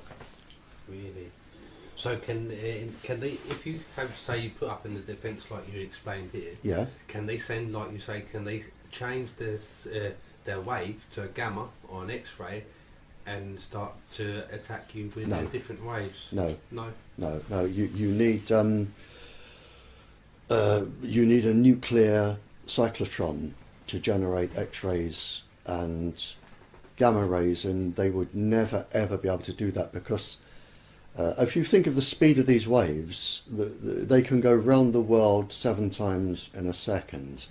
So if you start blasting a house with X-rays, you're going to blast everybody in a straight line until it gets to the curvature of the Earth. Right. And you're going to kill everybody in that straight line. Okay. So no, you'd never use gamma rays or X-rays. The only thing they can use is microwaves. And if you know how to defend yourself, they will give up. Because it costs a lot of money to target somebody. A lot of money, because they've got to be monitored, and these scientists are on a very high salary, $50,000 a year plus, and there's no point in targeting somebody if the money is going to be wasted. So if you put up a fight, they will leave you alone and go to somebody else. What if you think you've been left. I found that they have stopped doing some of these more blatant things, and they're doing more subtle things, which, of course, in the long run is worse. To have something subtly done, subtly being affected behaviorally or physiologically.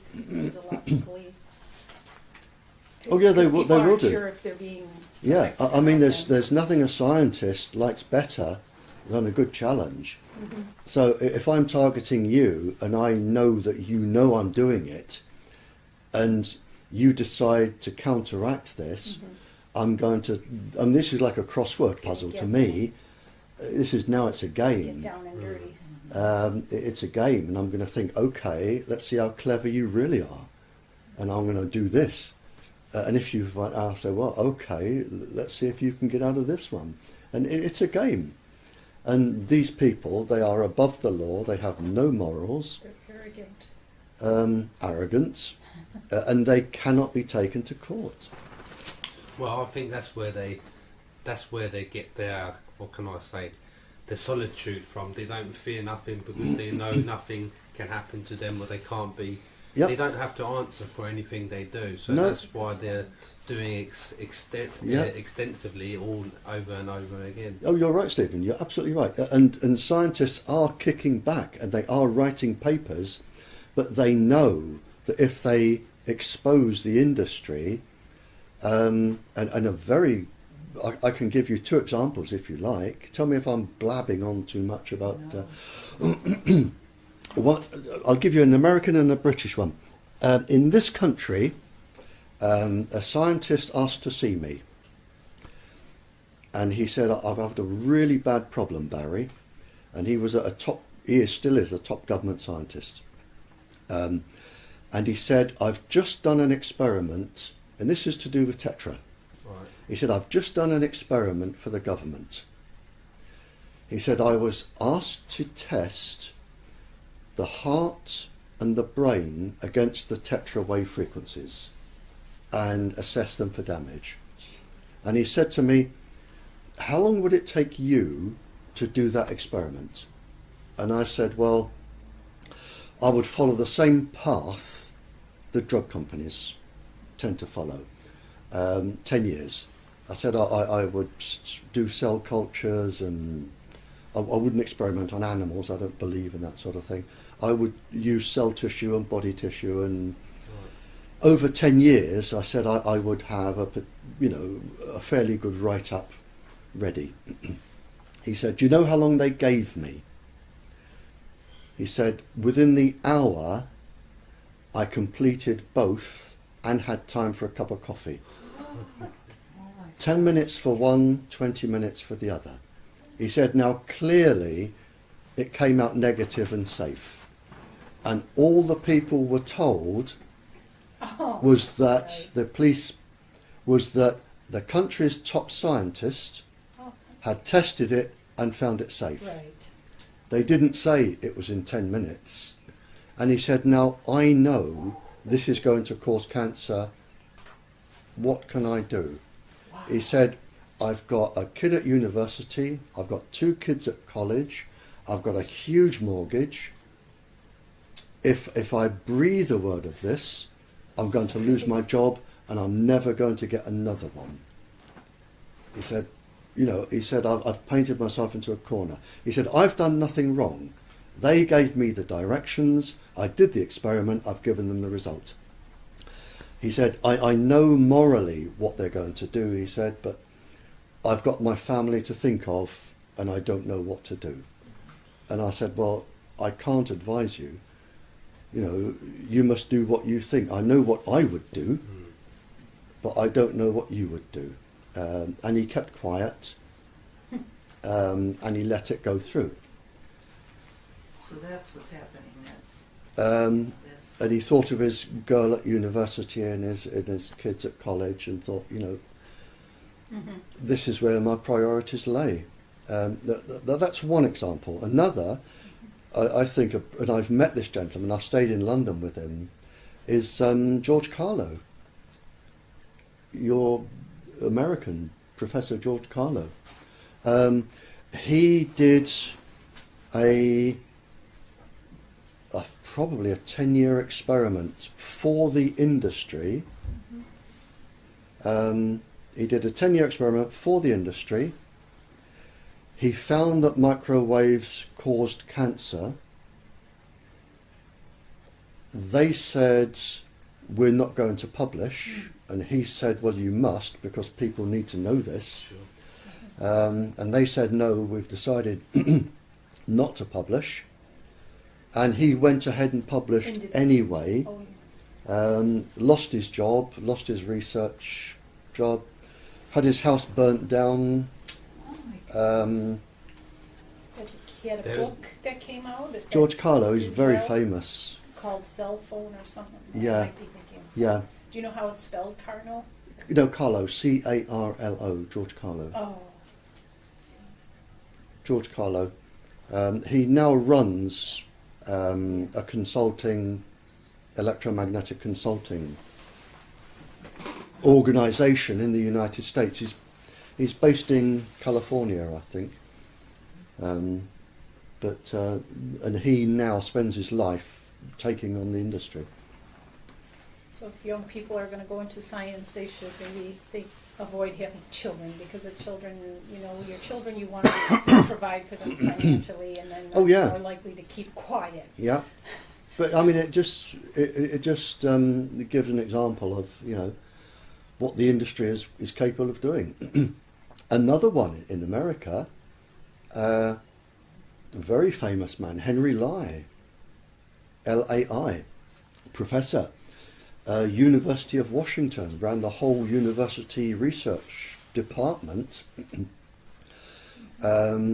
He was advised not to talk, he did, and overnight he lost his University of Washington research department. Overnight.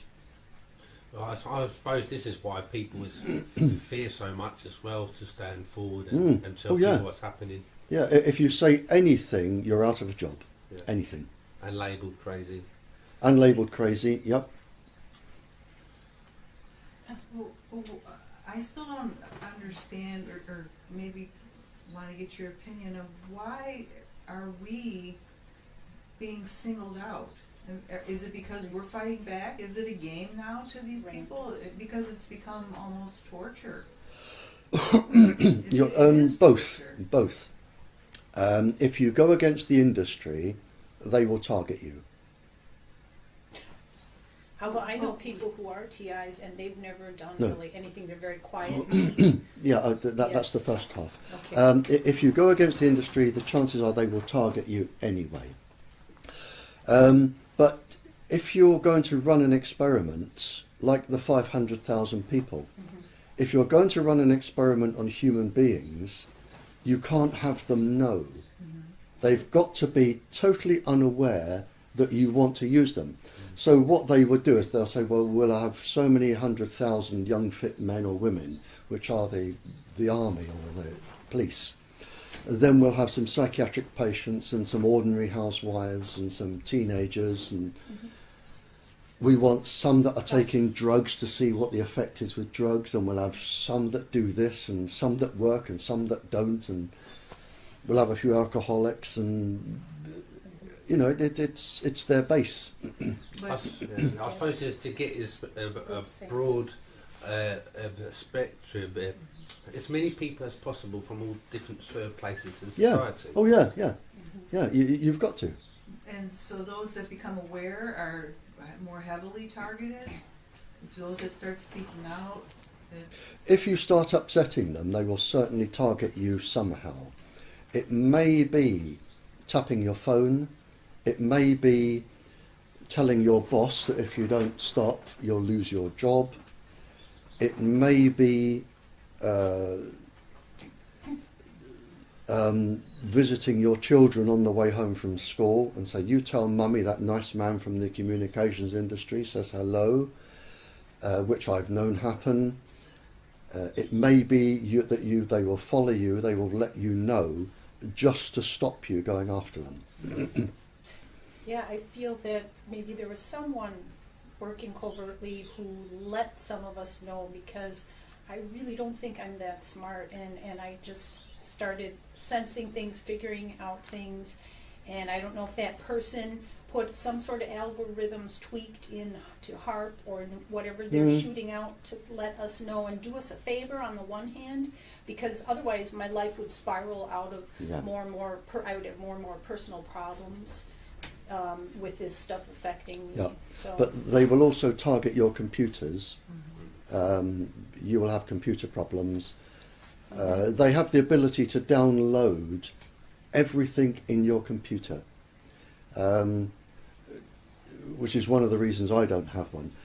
If you have a computer, they can download every single thing, even the things encrypted, like your bank statements and your personal. They can download the whole lot, read it. They can change it if they wish, and they can put it back, and they can put it back with anything they want. And it's not unknown for people to switch on a computer and find child pornography in the memory. And then there's a knock at the door, and you give up then fighting the industry, because now you've got to try and work out how it got there, convince all your neighbours you're not a paedophile, tell the police, and you could end up in jail. Right. So do they need to get on your computer, as you said? They don't need to connect.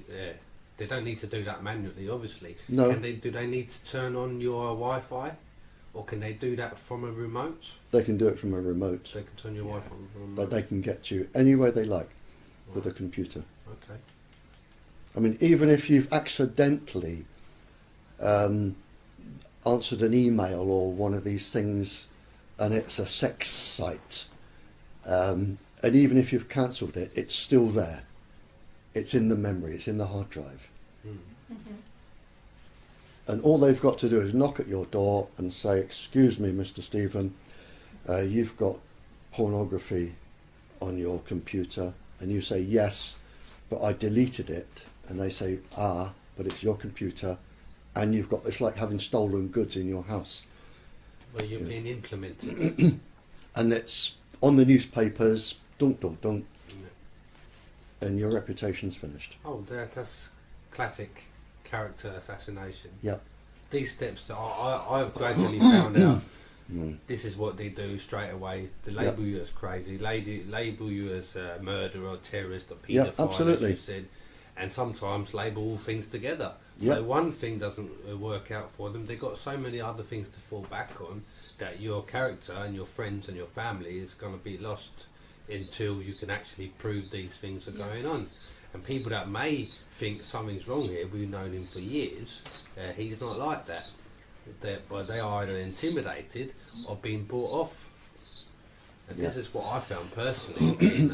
Absolutely. I mean, we've had, when I was invited to speak to the Welsh Parliament. I've addressed several parliaments. When I was invited to address the Welsh Parliament, and it's on the internet, addressed to Welsh Assembly, I think the first thing I did was pay tribute to 5 or 6 very skilled research scientists who all very suddenly committed suicide. Right. Supposedly commit suicide. Yep. One of them the day before his honeymoon. Oh, please. These were what type of scientists? Well, doing the work that I'm doing. Yeah. In the last... In the last few years. Oh, they certainly give you the idea to commit suicide as yeah. well. As I say, George Carlo had his house burnt down. Henry Lai lost his job. I'm trying to think of the chap in Sweden. What's his name? Johansson. Ollie Johansson, Professor Johansson, Ollie Johansson of the Karolinska Institute, Stockholm, in Sweden. He sent a message out just last week to say his computer is being interfered with, and he's being targeted, and no mail is safe. That's the story of most of us. Yeah. It goes in stages. Yeah. And then we become electronically harassed. Yeah. Right. Can you hear that? I must just go out and feed the birds. They've eaten all their breakfast. They're a good boy. I know. So are you contacted by many people regarding Sorry. our issue? Oh, we're back on. Are we on? We're recording, are we? Yes, sir. Right. Okay. Would you like me to start over? Yeah. Just. I Sorry. apologize. That's okay. Are you all right there? What's the problem? I thought I dropped a little, one of those stick-like chocolate. Oh, don't worry about that. But I don't think I No, he'll get it. Don't worry about that. Oh, it's a finger. Yeah, a chocolate finger. Don't worry about that. Okay. No, he'll find that. He'll be all right. Okay. And then we'll start. Are we ready? Are we ready? It's rolling. So Okay. Do you hear from other people like us who are being targeted? I have around 900 communiques a week. Usually by telephone, because I don't have a computer. The phone goes sometimes almost continuously. Oddly enough, I even get calls Christmas Day and Easter Sunday. I get calls from people who, when they're desperate, they're desperate. I don't think I've had a single day when somebody hasn't contacted me, I don't know, for 12 years. Not a single day.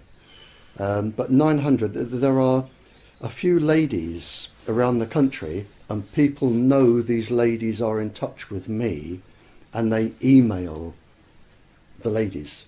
Oh. They send the ladies emails, and the ladies can collect up the emails, and they put them in envelopes and send them to me.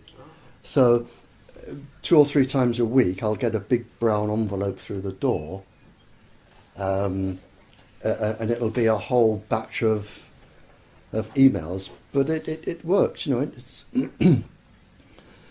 and some people, like in Africa, a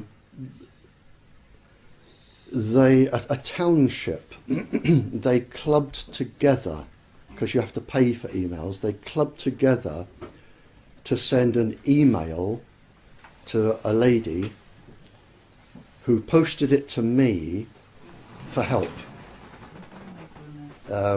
You know, and then I can sort of send the message back, or I can,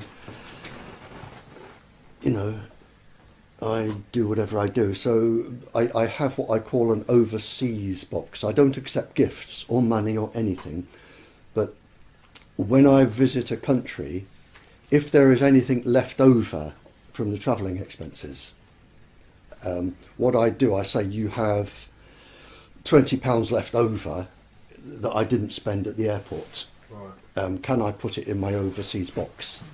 You know, and they say yes. You know, and that goes to Africa and India and photocopy and stuff like that. So are there people, many targeted people in Africa as well?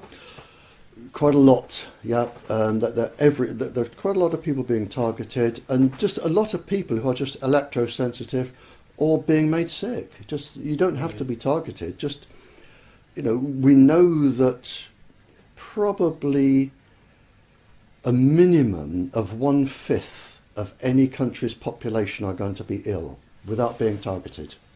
In the future, or well, or it's usually as soon as you switch the transmitter on, it's instant. It may take 18 months for all the symptoms to show. It may take 2.5 years, but we know that 1/5 of a country's population are going to be ill within the first 5 years. really?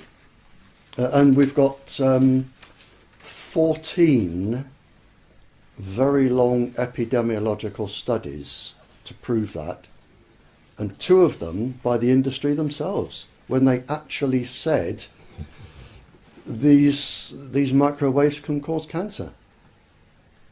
And still no government listens. Well, no government wants to turn them off. No. They're too useful. There's too much money, too much information.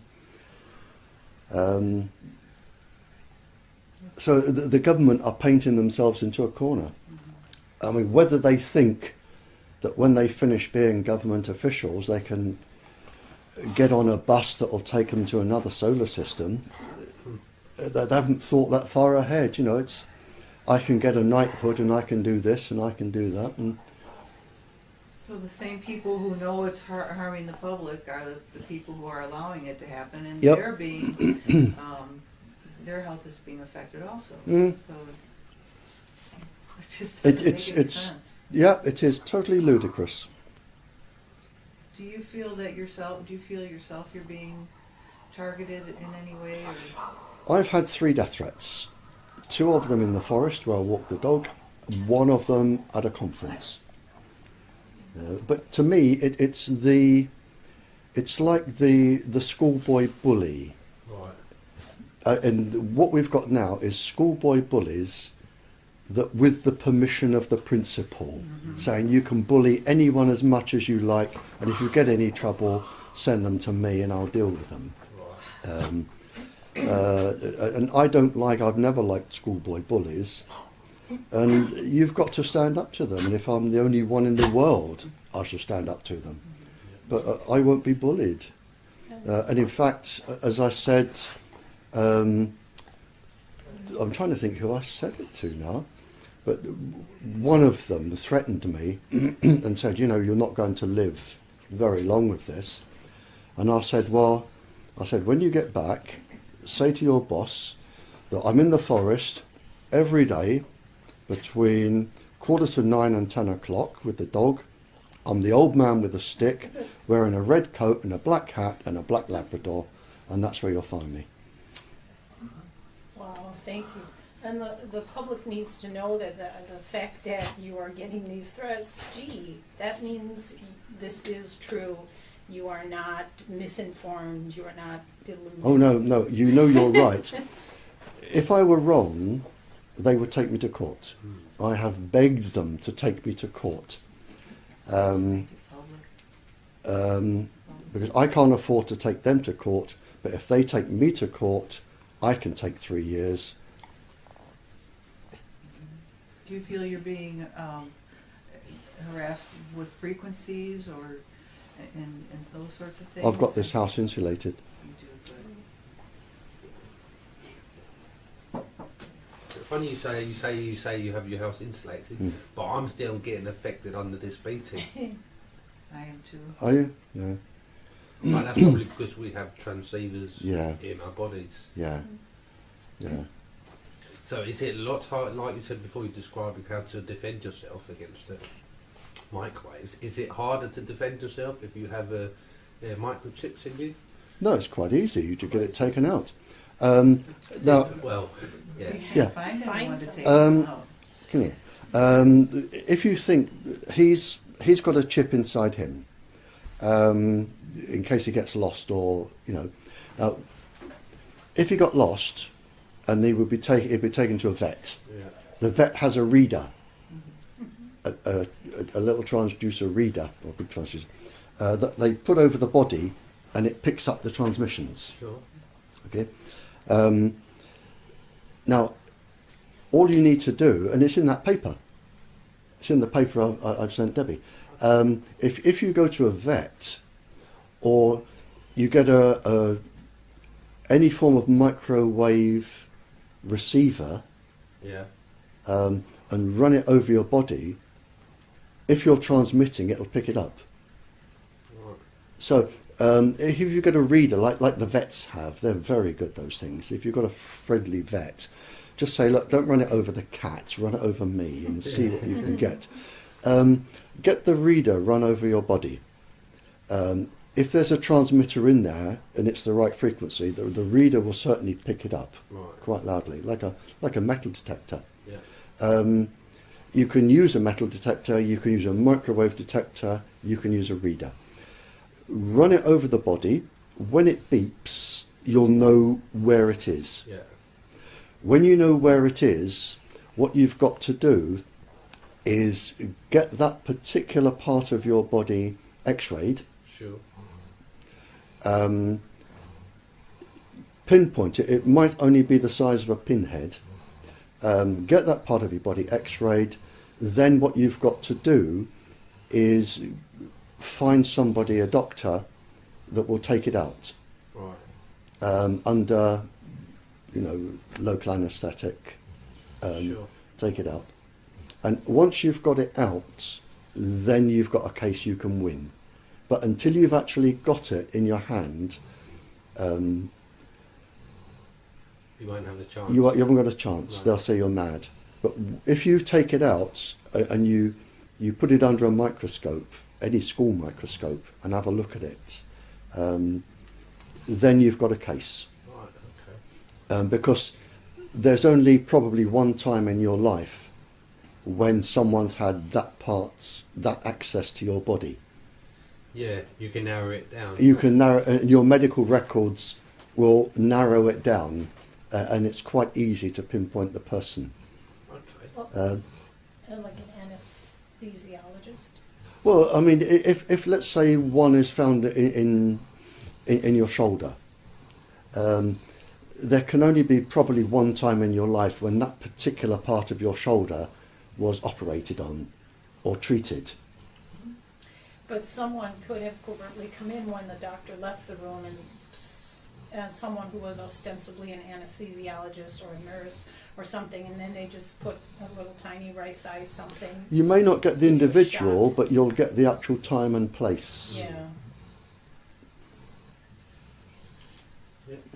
But it can be done. They can be read, they can be found, they can be located, and they can be taken out.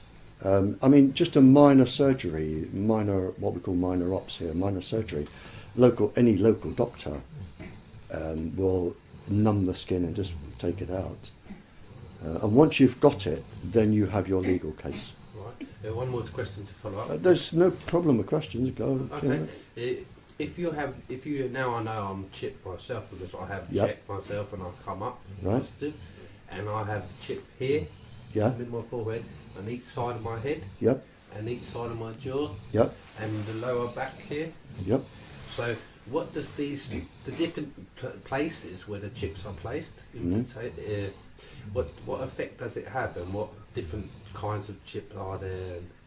Well, you've got 639 muscles, so they can affect any of those muscle groups. Right. You've got all of the nerves running around those muscles, so they could affect the nerves. They could be near the endocrine glands, that would affect the secretions.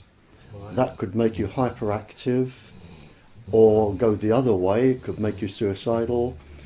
You can actually affect somebody any way you like, really. Really. So if this is your frontal lobe and you have on each side, that's your whole brain pattern, really. Oh yeah. So that means they're going to have control over your thought, over your vision, over your sleep. Yeah. Have you seen the list I've got of all the different frequencies and what they can do? No. Do you want a copy? Yeah, for sure. I'll give you a copy. Yeah. If I show you the list, it's. I'll get it in a minute. Before you leave, I'll give you a copy of the list of all the different frequencies that are known and practiced and work.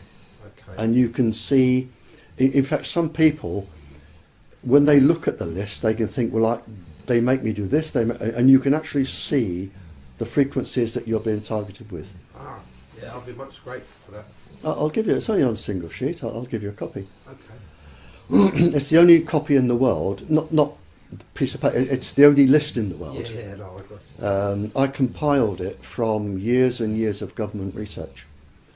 And then when I realised how secret it was, the first thing I did was put it on the internet. Right. So it's on the internet, but I'll give you a copy. Many victims are finding their emitting radio signal from their jawline. Yep. Is there a reason why it's always, is it because it's close to the ear? No, it's because of the teeth. The teeth. If you have the old fillings in your teeth, the mercury, or the amalgam fillings, the metal-based fillings, they make transmitters. So what you need, if you only need a tiny, tiny transmitter around the salivary glands, they transmit to the teeth. The teeth then can act as big transmitters. Right. Especially if you've got metal in your mouth, you see, they're laughing. That makes sense. Yeah, and then they can transmit to the brain through the teeth. Oh my God. Just through the nerves. Yeah. Okay. Yes, metal. I have a question. We seem to have discussed how a problem is that if people try to talk about this, they can get death threats. Absolutely, Or other, Yep. or they can lose their job. Well, it seems that now it has gotten so widespread, military, but now it's in the cell phone industry and satellites, maybe HARP, so widespread, universities, that why can't they stop the unrelenting defensiveness? If people are to talk about it or try to convince other people or to have lawsuits, any one of those institutions, government or industry, could say, well, no comment, or we didn't do it. You know what I mean? Why is there just still this continual heavy intimidation? How long can they deny it? Well, Yeah. I've got a legal case coming up in the United States, partly to do with this, but you can't go straight in with what they're doing. You've got to come in by the back door. Now, we've got this, it's a highly publicised case. I'm one of the scientific witnesses, and only a couple of months ago I was in London with 3 of your lawyers. This is the case going on in Oregon with the little girl who doesn't want to be microwaved. And she's taking on the industry. And the industry have said, well, take us to court. And Daddy is a lawyer and his best friend is a lawyer and they have law firms. And she said, fine, this is my interpretation, I'll take you to court. And she has. And a few months ago in London, the industry's lawyer came over to interview me and another scientist. I think he's interviewed me for 5 hours as a preliminary. And the little girl was there, and her 2 lawyers were there. It's what you call the deposition. He came over and asked questions, and they've all gone back. We're just waiting now for the court date. But once I can get in court, I can blurt all this out in court. Yeah. But until you can, there's not much you can do. And I don't know, if it doesn't get to court, then the world isn't going to know again. No, I think that's what we really need, or the people need in altogether, is a few cases to break the ice, so the people and the court system knows that these things are going on, and there are possibilities to trial these people in court. Yeah. I mean, at the moment, people are too busy. They're too busy keeping their families together, holding on to a job, paying their bills. The stress of life anywhere is so great at the moment that people can't stop their lives and put everything in jeopardy to take on the most powerful industry on the planet. They can't do it. Even if they could, they probably wouldn't want to. It's down to people like you and me and a few others Just trying to get to try and get the word out. But We're getting there, but it's going to be slow. As I say, it took 30 years to stop X-raying pregnant women and 20 years to get cholera recognised and 30 years to try and get smoking after it was known to cause cancer. So nothing happens quickly. No. Do you have any questions you'd want to ask us as victims of this? No. Okay. I know exactly what you're thinking. I know exactly what you would answer. I have spoken to hundreds and hundreds and hundreds of people. I have, well, it's sort of a question to you and a comment. Yeah, that's that, okay. There was a document, and it was called something like Selected Bioeffects of Some Non-Lethal Weapons, and it was supposedly became unclassified. And in this document, they talk about how some of these technologies or weapons affect elasticity of the skin of cells, and some cause epileptic-like waves in the brain in an effort to entrain the brain. Now, I was really somewhat happy when in 2007 I had an EEG. I have never in my life had a seizure, but the EEG showed epileptic-like wave spikes. Mm-hmm. And now here's a funny thing: unless the people doing this to me have done this to quote unquote play me, someone's told me about something called Lyrica. That's the brand name, and it's for fibromyalgia, which I was experiencing along with chronic fatigue. But anyway, and when I said, okay, I'll try the medication. And when there's a whole printout about what the medication can do and then what some of the side effects are, I was really surprised to see this. It said Lyrica for fibromyalgia, blah, blah, blah. And one thing it said was it may help block or prevent some types of seizures in the brain. And when I saw it, I was like, wow, because I don't know anything about the whole field of seizures in the brain. But when I saw that, it was strange, and I do not know if I still take Lyrica. I do not know if it helps me, because I have friends who seem to have worse things happening to them, although I do have my share. They can make me tired all day when it's time, as you know, you've probably heard it all. When it's time to go to sleep, with a flick of a switch, I feel 100% better. So what would you think about that possibility? That's what I kind of asked you before about possibly substances which can protect on a cellular level. Right. Your brain has, in terms of fits and epilepsy, your brain has a feedback loop. Granule tissue, basket cells, and mossy fibres. Mm-hmm. Mossy fibres, granule cells, basket cells, the three of them. Now, those three components make up a feedback loop.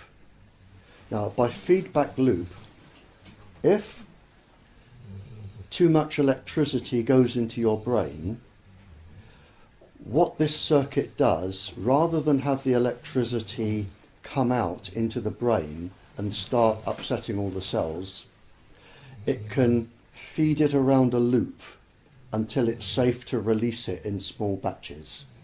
It's a bit like a fuse, if you like. So it's called a feedback loop. So if you get a surge of electricity, it winds it around this circuit in the brain rather than have it come straight out in the brain. Does that make sense? Yes. Yeah, okay. Right, now what can happen is with microwave irradiation, which generates electric currents in the body, as the microwaves go in, the magnetic field actually generates electric currents in the body. So what you can do is you overload this feedback loop, and once it's overloaded, there is nothing else it can do but get all the electricity out. Hence, a lot of people near transmitters or using phones that have epileptic fits, because it overloads the feedback loop. And the only thing you can do is they do have some sort of drug that can stimulate the feedback loop to neutralize the current, or I don't know how they work, but I know you can sort of do something to the feedback loop that stops it blurting all the electricity out. So it's possible that what I'm taking, I think the generic name is pregabalin or something like Yeah, that. it would have to be some sort of ionic compound that Oh, neutralized or generated something that neutralized the charge in the body, the ionic charge. It would have to be something that produced something that neutralized the ionic charge. It would have to do something like that. okay. Because it's... yeah, I'm thinking of oxygen ions or hydrogen ions or something. You would have to generate some sort of ionic compound that would neutralize that particular charge. Okay. Okay. Are there any analog correlates to some pulse frequencies like tap dancing or clapping or just people, or maybe people laughing and being happy together that might help? As simple as that sounds, as maybe hopeful as that sounds, when people are together, maybe there's a little field that can be created, a field of happiness if they're happy, or something that, like say, I know there are. Well, yeah, laughter is addictive. If one person laughs, the other, like yawning. If one person yawns, everybody else yawns. And there's like 2 hertz, 2 cycles per second, or all the way from 1 to 10 or 15 that the brain. So I was thinking, if I clap a certain way, I'll interfere with what they're doing, or tap my foot a certain way. It's possible. I mean, there are. Your question is probably too advanced. There are something like 100,000 different structures, protein structures that have different jobs in the body, and out of those 100,000, I think only about 600 are known. So there is more unknown in the body than known, and you could be right. And if it works, then you need to write a research paper on it. If you can find something that works, you write a research paper and get it published in one of our magazines, and then somebody like me will read it around the world, and they will say, well, I can add to that, because I know the chemical. The problem we have today, and this isn't an opt-out of trying not to answer your question, the problem we have today is that scientific knowledge now is so specialized. There was a time when I was teaching science, I could teach chemistry and physics and biology and botany, and now scientists coming out of university will probably only be specialized in one structure of a leaf. They probably couldn't answer questions about the rest of the leaf or the tree or the bark or the insects. It is now so highly specialized, like in photosynthesis and whatever. So, and there is so much knowledge now. There are something like 50 million scientific research papers now published in everything. And not enough holistic or interdisciplinary. And you now, if you're an expert, you can only be an expert in the tiny, tiny, tiny little fraction of those 50 million papers. And this is the problem. And I remember talking to a scientist who designed aeroplanes once, and he said there was a time I could design the whole aeroplane. He said now with people with my qualifications may only get to design a nut and a bolt that holds a part of the engine together, because it doesn't decay and it doesn't, metallurgically do this or that or the other. He says we might only now do a nut and a bolt. And he said we certainly couldn't do a wing. No scientist could possibly do a wing for an aeroplane. No way. Really? Why do you think the system and the school system have evolved this way? That people could only do fractions of what they used to be able to do. Well, it's just knowledge. Knowledge grows. You know, I mean, when you go to university and you do a degree, you spend the first 3 years learning what everybody else has learned up to that point in time, as some of you may know. Then you spend the last year doing new research that hasn't been done before. So every single university student is doing a dissertation in something that hasn't been done before. At a master's level. And then that's published. That's where your degree comes from. The first bit is just really learning.